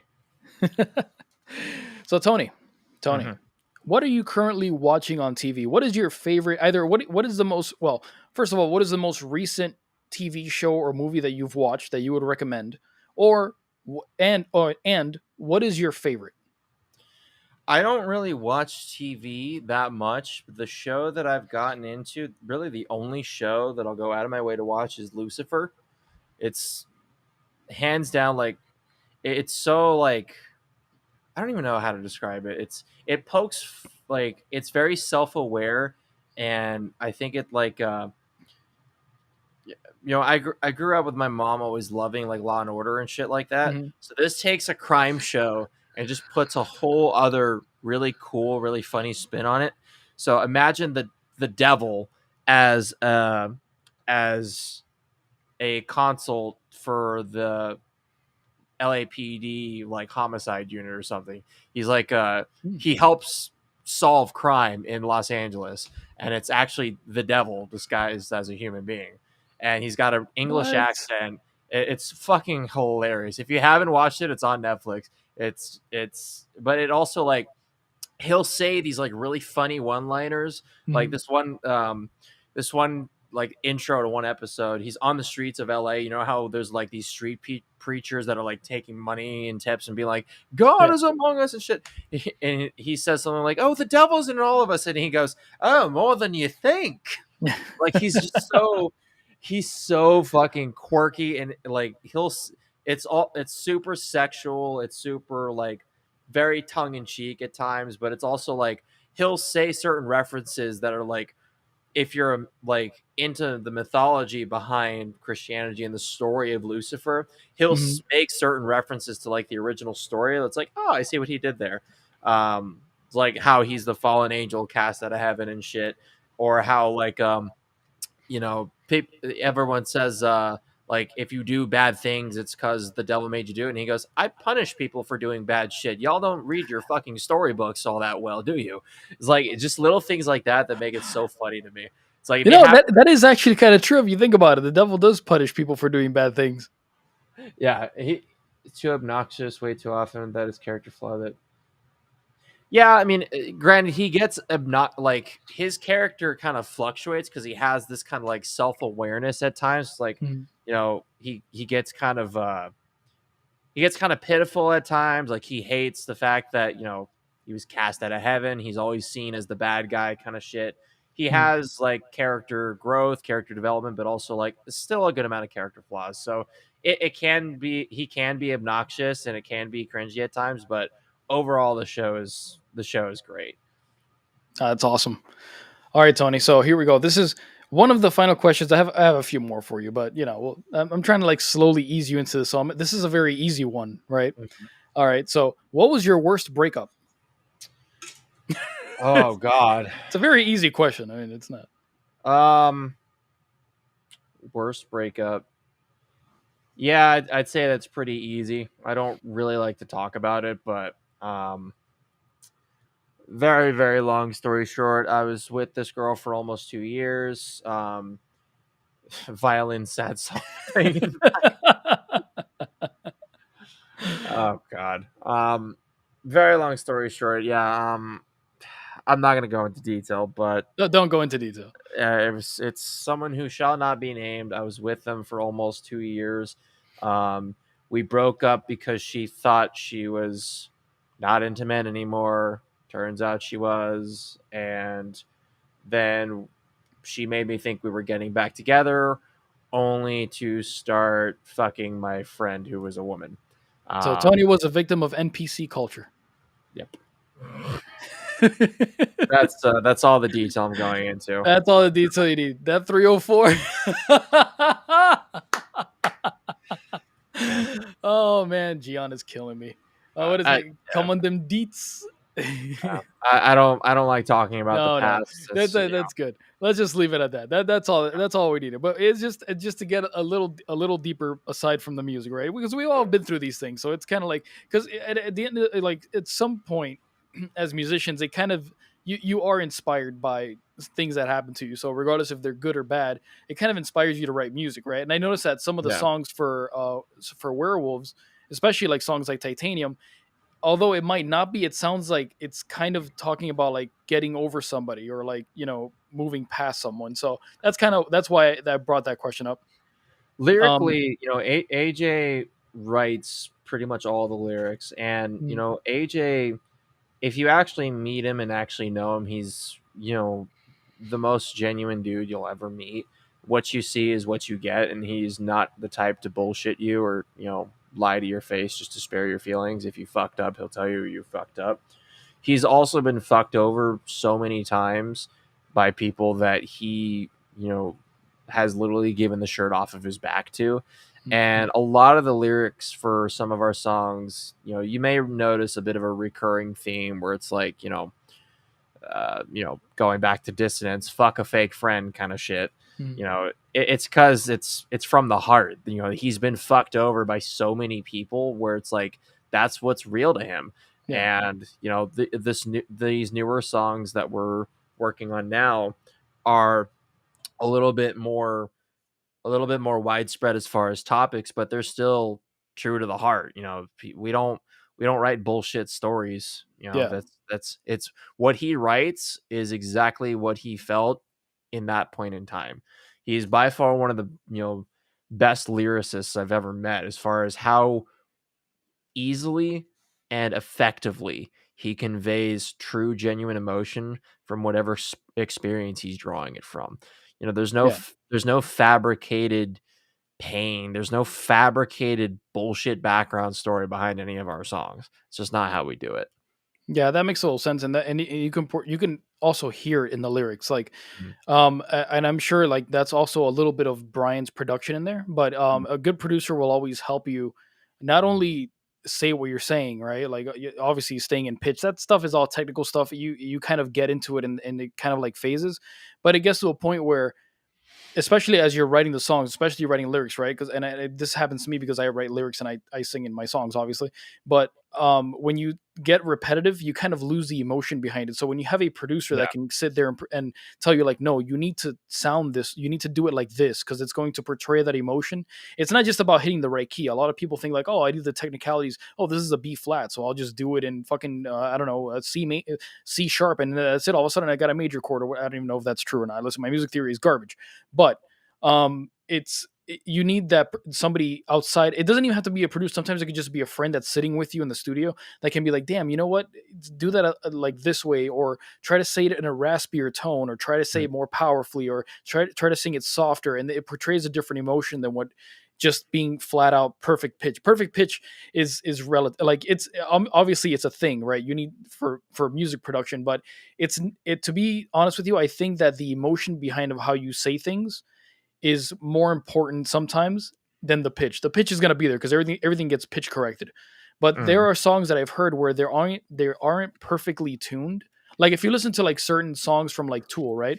Especially like Wings for Marie, like you could tell the vocals are raw. Like yeah, they're still audio like corrected tuning wise, but it's like it's just like the emotion behind the music and the way that it's said is something that like the vocal production is it's so detailed. You need that. You need to have Yeah. somebody there that's outside of what you're just thinking, because you go into the mic to record, right? You go up to the mic and the first thing you're thinking about is like, oh, I gotta hit this in perfect pitch. You're not thinking about like, oh, how am I gonna say it? I don't know. It takes a very experienced singer to go in there and be like, okay, I have to be very aware of my how I'm singing this, the way that I'm saying it to stay in pitch and all that stuff. But the emotion needs to be portrayed properly, and a good producer will do that. 100%. I think one of the most, and I've mentioned this to you before, and I showed you the song, but hands down, one of the most emotional vocal performances, and I think you may know where I'm going with this, that I've ever heard is the song "Eiley" by Too Close to Touch, Yeah. where the singer in the bridge is literally like, it's not even, he's not even singing. It's like it's a gradual buildup, and at one point he's not doing like an actual like scream in the sense of like how you'd hear it in like a Whitechapel song or something. It's more like obviously he has proper technique because he's a singer, but Mhm. he's basically yelling at the top of his lungs, pleading out to God, like, why did you take her instead of me, kind of thing. And the emotion he conveys, he's literally breaking down crying in the take that they ended up using. And they produced that whole record with Eric Ron. And I remember watching an interview with him on it, and he goes, I literally started breaking down in the middle of Mhm. that bridge. And he hits pause, he stops recording, and I said, sorry, let's do it again. And Eric goes, absolutely fucking not. That's the take right there. No pitch correction. You didn't actually hit really a note. Yeah. It's like he starts singing a little bit in the very beginning of it. And he's like, answer me why I am supposed to deal with this. And overall, like it starts building into more of a yell and a grit and like you can feel like the Yeah. tension building, like how fucking dare you? How fucking dare you? Like the anger is just going like this as you Yeah. go further and further into the bridge. And there's no pitch correction needed Yeah. because he's not singing into his pitch, but even screaming the way that he was, that emotion just hits you like a ton of bricks, Yeah. especially like even if you don't know the story behind the Mhm. album, because like the whole album is about his cycle of grief when he lost his baby sister. But the final song, literally her name, even if you didn't know or didn't listen to the rest of the album leading up to that, hearing that song, you know exactly what the fuck he's talking about. Yeah. And it's not that the lyrics are like super, super literal by any sense. They are kind of, because, he's telling a genuine story. But even if you don't know the full background behind that song, you feel it in every fiber of your soul. Like, I remember hearing it for the Mhm. first time, not even knowing, like, oh, yeah, this is about his little sister who died at 3 years old. Even before I knew the background story, I heard it and even I started crying. I was like, dude, this guy's been through some shit. Yeah, I heard it a few months ago. I went back and I listened to it before I was going to bed, and it was just like, oh wow, this is very sad. And I started tearing up, and I'm like, you know what? It's Corn Hub time, and I just and that's it, bro. Because dude, it's deep. It's deep. Not Corn Hub. Everybody, pay attention. Listen, get your mind out of the gutter. But yes, it's a very like the way that it's sang. You can feel his heart, like his chest tensing up as he sings it. You know, like when you're so angry or you're so like sad or depressed to a point where like your chest just kind of tightens up. It's like Yeah. you can hear it in his voice, and it's something that we've all been through, is that so it's yeah, but it's a great song. So if you haven't heard it, go listen to it. We'll do something, but go listen to that song. What was the name of the song again? Because I forgot the name of the song. It's Eiley, Eiley, right? Eiley by Too Close to Touch. It's the last song on their record, Haven't Been Myself. It's the climax of that record because, like I said, the whole album is about like the stages of grief, the cycle that he went through after losing his sister. So like it's the stages of grief is like denial, then the low point, and then acceptance. Like I forget the exact cycles of grief, but basically the way the album was written chronologically was like his process in dealing with that and learning to live with it. And of course, like, you know, he never got over it, of course, but it's like the process of when it was fresh versus how he slowly started to like come to terms with it. Like you can tell when you listen to it from start to finish, everything was thought through very chronologically, and it makes sense if you know the story behind the record. So Tony, I got some funny questions for you. These are kind of quick shot, but not really. You could take your time to answer some of these, but we're gonna go with the first one. This is a quick shot. You ready for this? Because I think from considering your posts on IG on the band page, a lot of people are very confused by this, and I think a lot of people they need a little bit of clarification. You understand me? Mm-hmm. So pineapple on pizza? Yes. Not on salads. On both. Fuck you. On both. Okay, because I think if I remember looking at the IG, the post says pineapples belong on pizza, not salads, right? That whole thing started because of something that Danny posted. She brought me home a salad from... Was it a Southwest salad from Wendy's or something? I don't even remember. No, she brought me home like a salad from Publix or something like that, and we had like diced pineapple or something in the fridge. So I added, it was like a pre-made salad with everything, and I think there was pineapple on it. I don't even remember the whole thing of how it got there, but she's like, why are you eating pineapple in your salad? I'm like, because it's delicious. And she goes, there's ranch all over that salad and then pineapple. I'm like, so confused. It tastes good. It's like you put raisins in your salad, you put apples and other kinds of fruit in your salad. Why not pineapple? So Tony, now this is another one for you. Mm-hmm. Would you rather? Oh God. Would you rather spend money on tattoos or music gear? Tattoos, because I already have. Really? I didn't expect that. Really? Well, here's the thing. I already have enough gear that I don't need anymore. Mm-hmm. I just want more. My left arm is naked and I fucking hate it. So if you put 10 grand in front of me right now, I'm getting my other sleeve done. Hondo P. I'm not getting anything. You got the Sweetwater credit card, my dude. You know what's funny is I have a decent limit on that too, but I didn't put anything on it except for the Richardson for the first year and a half that I had it.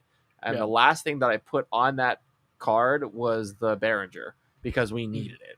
Yeah. And I'm still nowhere near maxed out at my limit, but I've behaved myself gear wise, mainly because my girlfriend would kill me if I bought another guitar.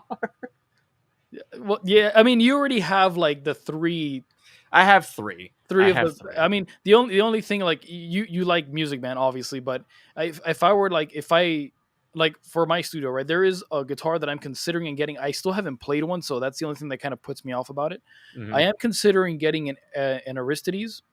Aristides, Aristides or Aristides. Oh wait, that deserves a wait. Hold on, wait. Oh, bruh. That deserves a. Oh my God! So either an Aristides or a Mayonnaise. Those are the two that I'm considering getting for the studio. You didn't play an Aristides at NAMM that year? I didn't play it. The line was so long because it was in the year where like everybody was like genting and doing like you remember, you know, it was everybody was like into Periphery and like Tesseract and like Within the Ruins and all these like tight technical gent bands. All of that gear was, I couldn't even get to play the goddamn it, what's it called? Oh fuck, what's the name of a guitar player from Animals as Leaders? Tosin Abasi. Yeah, I couldn't even get to play in a Bossy, and I really wanted to because it's not so much. I have like a love-hate thing with the design, but I like things that are more practical than visual. So like Have you seen the Kaizen, the new Ernie Ball guitar? it looks awesome. It's too modern for me. I like I my like thing to is see, I like- don't like the look of most of the Abasi guitars. They're a little too far out there for me. One of the newer models is a little bit more tame and it looks better, but like the first designs where they have like that big ass hump This- on the top, I could not get into that. This is what I like a nice classic, maple. You top, like a super know. strat. You like simplicity. I like simplicity. I like things that are more functional than design, right? But if the design serves a function, like the Abasi guitars, then yeah, I'll sacrifice for it because it's something that I'll keep in the studio. It's not really Yeah. something that I'll go playing live with. It doesn't fit. Like I know Animals as Leaders is like one of those very like progressive technical bands, but Yeah. it's not something that I not something first of all that I could play. And second of all, it's not something that I would play. So I like, especially like coming from the bands that I like I like very European prog rock kind of stuff like Carnival and Catatonia and so on and those kind of bands. I Mhm. always see them playing with PRS. Like PRS is like the guitar. So it's like, oh shit. That's why I associate it with that, Like even though like this looks like even this to me wouldn't fit for like a traditional metal band. Like if I go on stage with this, If it like, was- and if it everybody's was wearing black- like all black, exactly right. Yeah. If I go on stage and everybody's Blue. wearing all black, and somebody's like, "Oh yeah, here, look at this nice green quilt top," people are gonna look at me like, "Who the fuck is this guy?" Who's are they- this is he fucking hired? nerd? Who's this fucking nerd playing this Right, coral and I blue play with it like up PRS? here. I play with it up here because I'm so technical with my 3 chords. Yeah, so that's the only reason why. Like, bro, the jazz club is down the street. What are you doing? Yeah, I don't play jazz. I could never I get played into jazz. I played jazz when I was in high school. It's actually how one of the ways that I picked up learning how to play guitar. So I still remember some of the chords, but I implement it a little bit in my songwriting. So like, well, I don't want to say too much about it, but for my super secret project that's coming up, it's like everything is self-produced. It's written. It's going to be something instrumental. I have the name already. I have somebody working on the artwork. I have things already happening for it. I have a few songs. I have a few singers who want to be featured on it, so that's great. But I can't really say too much. But for that, you'll hear some of that in there. I mean, I pretty much said everything about the fucking project except the name, right? But yes, it's pretty much. So it's fucking prog. Like the songs are like 6-9 minutes long. So, but yeah, it's gonna be one of those things. So it's pretty cool. All right, Tony. So next question. So let's get away from my project. This is about you and the guys from Ow. Who is the pretty boy in the band? Jesse, 100%. Jesse, just 100%. 100%, dude. Jesse's the only one of us that can get away with playing shirtless. He's 100% the pretty boy. Really, I think AJ could get away with playing shirtless. See, AJ's in good shape. The problem is he's a fucking Italian werewolf of a human being. So if he takes off his shirt, he's a woolly beast. Oh, he's got hair everywhere. He's Italian. Us Italians are very hairy. I keep my shit maintained for the most part, but if I go 2 weeks without shaving, I look like fucking Bigfoot. Yeah, I'm kind of like I'm kind of in between because the hair on my I'm a weird fucking mutt. Like my beard is like somewhat blonde and red. My arm hair is blonde. The hair that I grow all over my body, like my chest and stuff, is black, but it doesn't really grow that thick. So if I shave it, I can probably go like 2 weeks and I'll get stubble. But where I do get it is on my face. Like this grows and like I have nobody's ever seen. You know what? This is gonna be one of the things that I'm going to do for the stream, right? I'm never gonna take off my beanie. I'm gonna leave it on, and then when people, if you want to see my head, you're gonna have to either donate. Or you're gonna have to donate to see my head because you will always see me with a beanie. And the only reason why I'm wearing beanies right now is because I'm letting my hair grow out. So it's kind of like it's just in that awkward phase. Yeah. It's like you don't know what the fuck to do, and it hasn't even gone like once it gets to like here, that's where it gets really fucking up. But then I could like slick it back, I could shave the sides, I could do something. But right now it's all even. It's all I might not even shave it, to be honest. I'm just gonna go fucking woolly mammoth on it, and I'm letting my beard grow out to like as long as I possibly can, getting away with. So yeah, that's kind of the only reason why I'm keeping the beanie on. So yeah, even when I have longer hair, I might even keep the beanie on, to be honest. I tried shaving my face a couple months ago. I had a Britney moment, but on my face instead of my head. And yikes, I'm never shaving my face again. He's never shaving. So one of my things is that one of my dreams, right? So ever since I've been young, was to grow my beard, grow my hair long enough where I can tie it in a ponytail, get on my Harley and just ride. That is one of my dreams. I don't know. Don't ask me why. Listen. One of the things that I want to do before I eventually leave this earth is that I want to go on a ride through Route 66 on a Harley. That is one of my dreams, hands down. Okay. So it's one of those things where I just want to do just to be like, okay, fuck it, I did it, like what the fuck, But I want to do it when I have like the beard and the hair, and then after I'm done with it, like I'll probably just I'll trim it nice or whatever. I mean, I'm probably gonna trim it anyway, but yeah, I don't want to look like a caveman either. Like I'll keep it nice and squared, I'm Cuban, so it's like this is just natural. This thing just it just goes, It's only the last time I trimmed it was like last week, and it was probably like not a quarter of this length. So it just comes to show you that it just, those genes though, son, those genes, they're in there. They're deep. I've had people even look at me like, hey man, nice beard. I'm like, really? It's not even like that long. They're like, oh, but it's nice. It's like well maintained. Like it looks cool. I'm like, all right, thank you, bro. I appreciate that, bro. Hot sauce or not, Tony? No. Not even like, well, you're partially Italian. What about like Italian sausage? See, I don't mind spice if it's flavorful. Like I like horseradish because it's actually got a flavor to it. But I will like my dad will put red pepper on everything just because it's not spicy enough. It's like I don't like crying because of my food. Like if it's got a kick but it's got a nice flavor, Yeah, that's fine.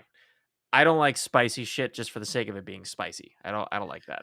you're kind of like me. Like I don't mind super spicy, but I rather it be spicy to the point where it still has a flavor, like green jalapeno sauce, green habanero sauce. I love habanero sauce. Like it's spicy and it's got the taste. I don't like I go to Wingstop sometimes and I get myself atomic wings just because I like to torture myself, through the entrance and through the exit. So. That's what I do, just to keep myself a little bit more alive, I guess. I don't mind it. I don't mind the super spice stuff, but it's true. It's like it gets so spicy to the point where you can't enjoy it. It's just something that I do to like kick myself in the ass. So I'll get like 2 atomic ones just because I like to make sure that if it didn't hurt the first time, it'll hurt the second time, and the rest of it I just get like regular like lemon chicken or whatever the hell. That's kind of cute. Yeah. Yes, the lemon pepper. So Tony. Are there any updates you want to give us before we close out this stream? Well, we have let me double check to make sure that this has been announced. Make sure his NDA before his NDA. I'm gonna get an angry message from AJ. What the fuck? So while Tony's checking that out, guys, if you've liked the stream, please follow, subscribe, share it. I'm on YouTube. I'm on Twitch. You can find the boys at Werewolf. Go follow their Instagram. I have it up here. Their links are already below in the description. This is for YouTube. I'm not sure how Twitch works. I just have it, but I don't really interact with it too much. But on the description below, you'll see the links to not only Werewolf's Instagram. I also have their links there. I've provided you the links to Titanium on Spotify and their YouTube as well. So if you guys want to go check it out, just go down to the description. You guys will be able to check out everything that's Werewolves. Make sure to follow them on IG because that's where they usually announce their things first because it just makes sense. So go on there. Go follow the guys. All their names are tagged on the description of their band page. Go check them out. And if you like what you guys are seeing, let me know if this is what you want to hear more from. Regardless if you say yes or no, I'm still going to keep doing it.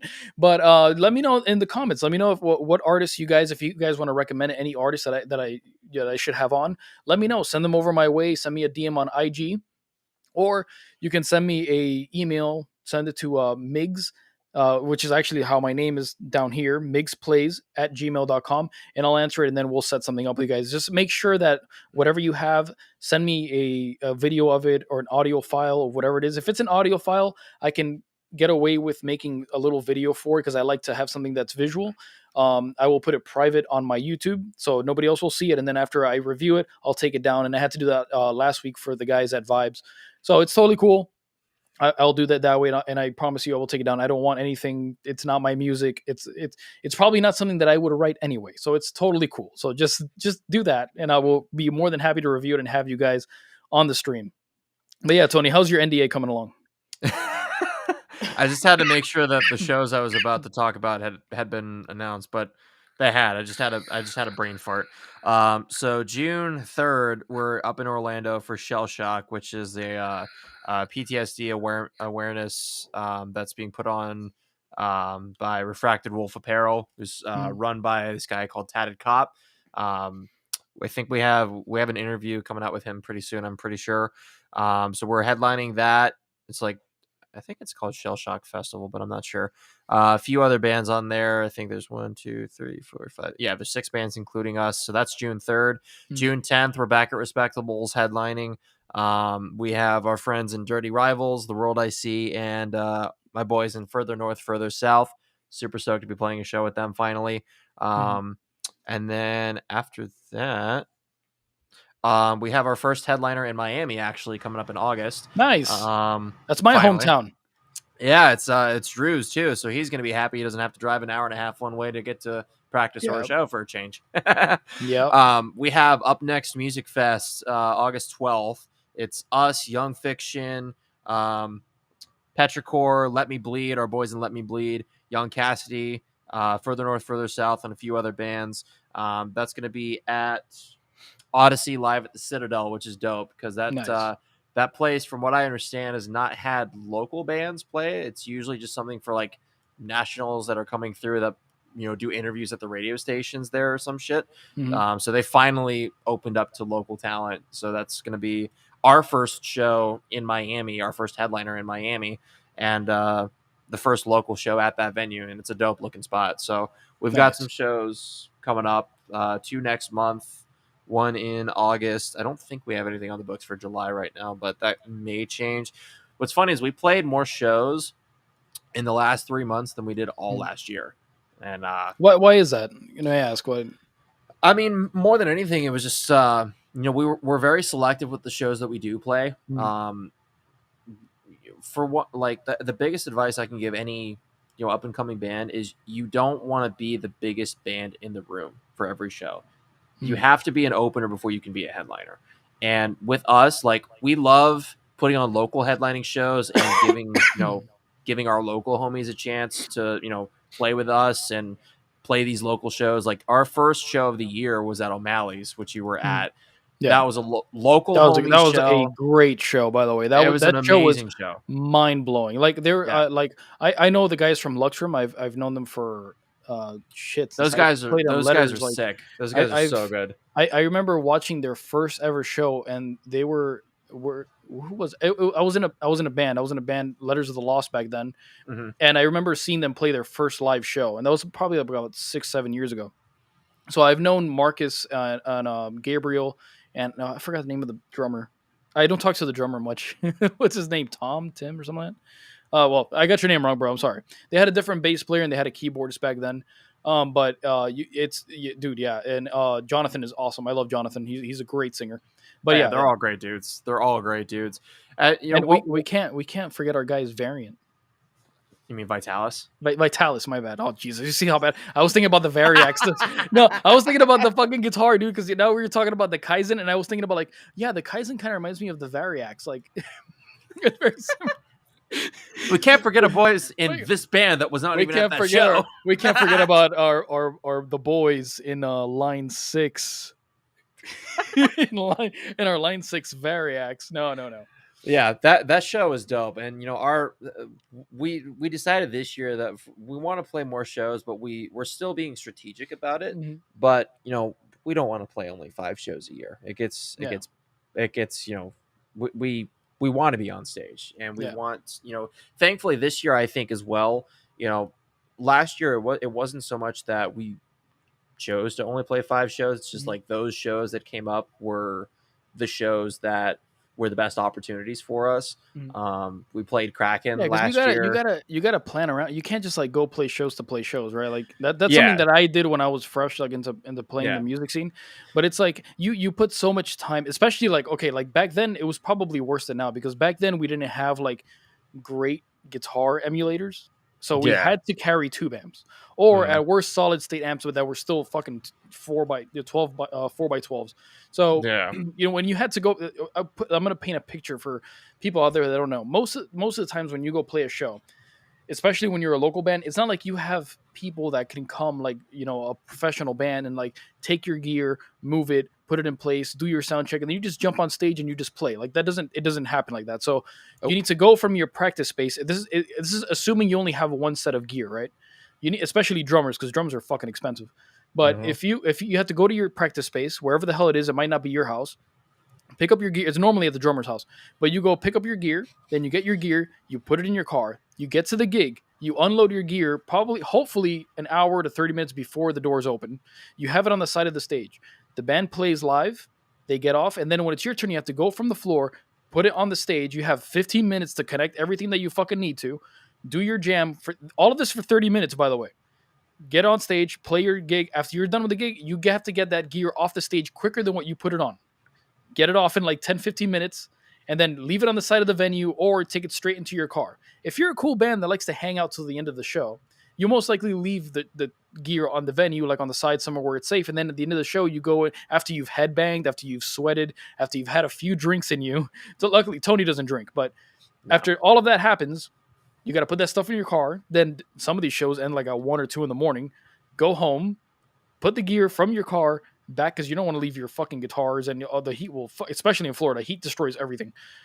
Get that stuff from your vehicle, put it back into the place, set it up or whatever. It's a lot of work. It's a lot of work for the 30 minutes that you get on stage to have your prime time, your stardom moment. But but that's how it was back in the day when I was playing. So it was like it was just a pain in the ass. Now I can just take a little Line 6 pedal, that sounds decent, with a little 1x12 or a 1x8, whatever the fuck, plug it in, go in your monitors and play. I could carry my whole rig in my backpack, which makes things very, very efficient. But yeah, we didn't have those luxuries back then. No.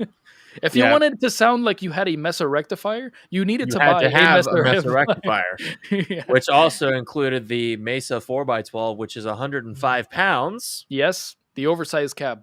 Yep. Yeah, and the head alone is like 80 to 90 pounds, so it's like fuck. Yeah. I recently helped one of my friends move, and he has a Crate Blue Voodoo with the 4x12, and he has a 5150. And I forgot how heavy these things were. Okay, until I moved in, I'm like, bruh. That's why I use a Helix. Turtle King, thank you for joining us. Thank you for joining us, Turtle King 12356. There's a 4 missing there. How's it going? What's going on? Now we're having a nice chat here with our boy Tony from Werewolves, from the of Florida. So Tony, thank you for the updates, man. Is there anybody you want to shout out before we close this out? But before we do, I'm going to ask you one more question. Go for it. Actually, you know what? I'm going to ask you the question after. Is there anybody you want to shout out on the podcast? Any artist that you feel that you would like to have see on here or talk to my stupid face? Let me know. Man, there's fuck you, Miguel. We want nobody to talk to you, dickhead. You know what? There's a few of our local homies that are up and coming that I think would be really cool to have on. First and foremost, shout out to my boys in Further North, Further South. You guys are killing it. I'm proud of you guys. I'm stoked to finally share the stage with you guys in June. Actually, those guys I saw them at Propaganda, and those guys deserve such a bigger stage. They're all going to FIU. They all met in college. They've been together not super long, but Mateus, the guitar player, is a fucking animal. He's incredible, and they're gonna go far. I just know they're gonna go far. And sometimes you just listen to that band that you're like, bro, I know that this band, if something goes wrong with their music, is because they fucked up, because the music is great. Yeah, Further North, Further South, they're super tight live for how young they are. They're super tight. I was blown away when I saw them live. They're great guys too, which I think is the most important thing. For this local scene, in order to turn it into what we want it to be, just don't be a dick. And it goes back to what we were saying about local shows. Stick around. You're not that important. Play your set, stay for the full show, be supportive. Be the contributor to the scene that you actually want to see. But anyway, as far as up and coming artists, shout out to our boys in Let Me Bleed. Shout out to our boys in Further North, Further South. our boys in The World I See, who are also sharing the stage with us once again at Respectables. And of course, my homie Joseph and the boys in Vitalis. Not the Scara. Joseph's awesome, man. I love Joseph. He's a cool guy to hang around, man. He's always so happy. Oh yeah, dude. We had him come on stage with us a bunch of times before he finally found a band of his own, Yeah. and it was like that kid was made for the stage, dude. He Yeah. belongs up there. You can tell he just belongs there. He's so comfortable there too. Yeah, Um, he's very comfortable, especially just like talking. mm, If you guys don't know Joseph, I've talked to him here and there. He might be on here or not in the near future, but when you guys see him, you guys will see that he's a super cool guy, super laid back. You could tell he's a very humble guy, and he likes dogs. So if you like dogs, when I have him on, we'll talk a little bit about dogs. but yeah, so that's who I would shout out as far as up and comers. We've got a lot of great shows coming up. We're sharing the stage with a lot of great bands, a lot of bands that I'm stoked to finally share the stage with, and yeah, just be the help build the local scene into what we want it to be. Don't be a dick. Don't be a dick. All right, Tony. So before we close out, and by the way, the way that I close this out is that I'm going to play the outro, and I'm going to kill us off screen. So I'm going to take the live off. Once it does, we could come back and we could have a chat afterwards. But before we close out, Tony, Mm. what is your philosophy on a fulfilling life? Jeez. Okay, Socrates, calm down. On a fulfilling life, like, what do I think it means to have a fulfilling life? Well, there's two different ways. Because I could have worded the question two different ways. Where I could have been like, what's your ideal life? Like, what's something that makes you like? Let me see how I word it, because even wording it the other way sounds weird to me because it's not how my brain works. But I could have said, what is a happy life to you, right? But happy is something that's relative. Mm, You feel happiness in the moment, but you're not always happy. mm, You wake up in the morning, you're groggy.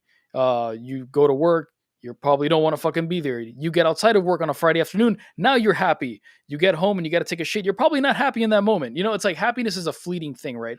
So yeah. the way that I like to look at life, it's something that fulfilling in the sense of like what it fulfilling is something different to everybody, right? Like I like music production, so that's something that makes me feel fulfilled. I like doing these streams. It's something that makes me feel good, like I'm giving something back, right? Because I feel like the Miami, not just the Miami, because obviously now it's broader, right? Because before I only knew the Miami scene, but the Florida scene doesn't have it does have like a few guys that do interviews and they do podcasts, stuff like that, but I Mm, think it needs more. It doesn't have enough for what's going on, and it's very like very underground. Like a lot of people think of Florida and they don't think metal, right? Unless you think of like Cannibal Corpse or Trivium, but yeah. they don't know the local things that are going here, so it hasn't really like popped off yet, not like in Texas or like Ohio, or like even like Georgia, some bands from Georgia.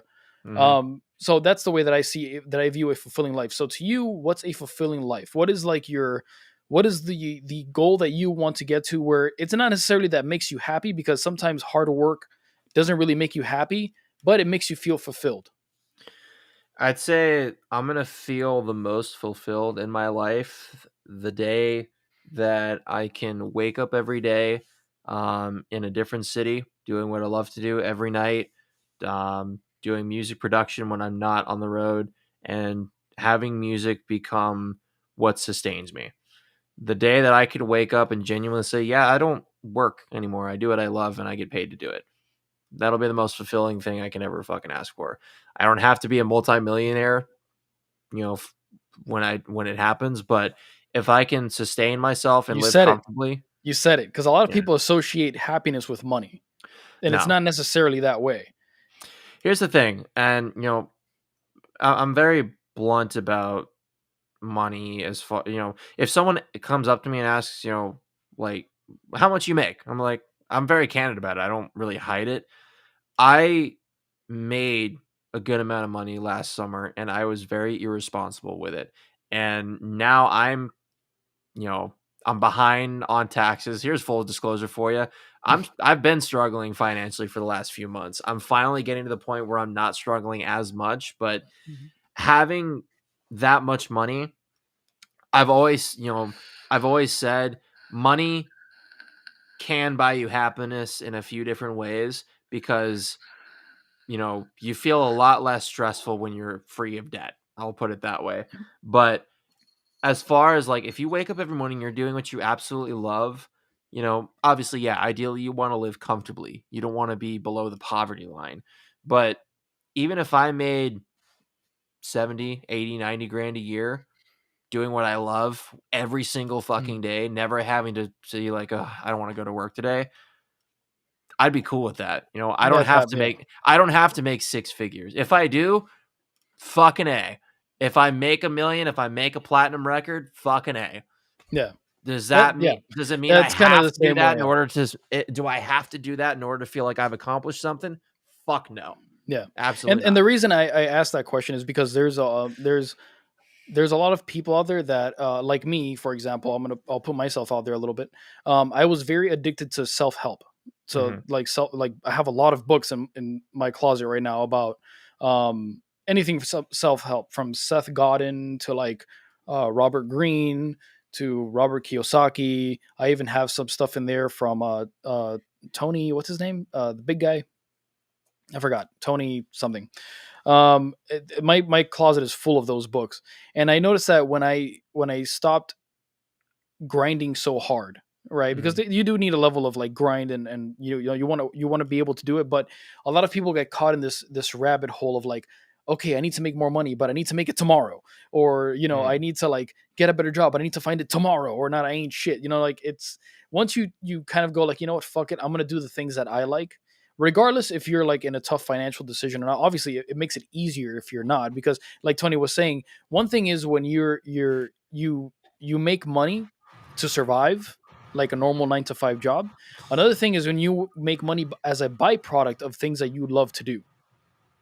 And that's more fulfilling because then you're doing something that you like to do. And a lot of people will tell you like this whole thing, like, no, well, you shouldn't make money out of the things that you're passionate about because then it becomes a job.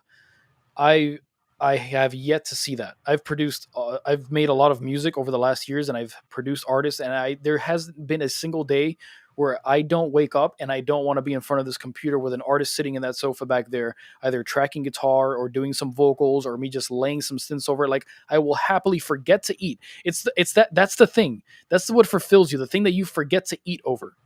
That is what I forget to eat. I sit in this room for 12 hours straight. I write songs the number of nights that I've stayed up now that I've, started learning how to use Cubase and doing production started learning how to produce, the number of nights that I've spent here working on something just because I enjoy it until 2-3 o'clock in the morning without getting paid for it.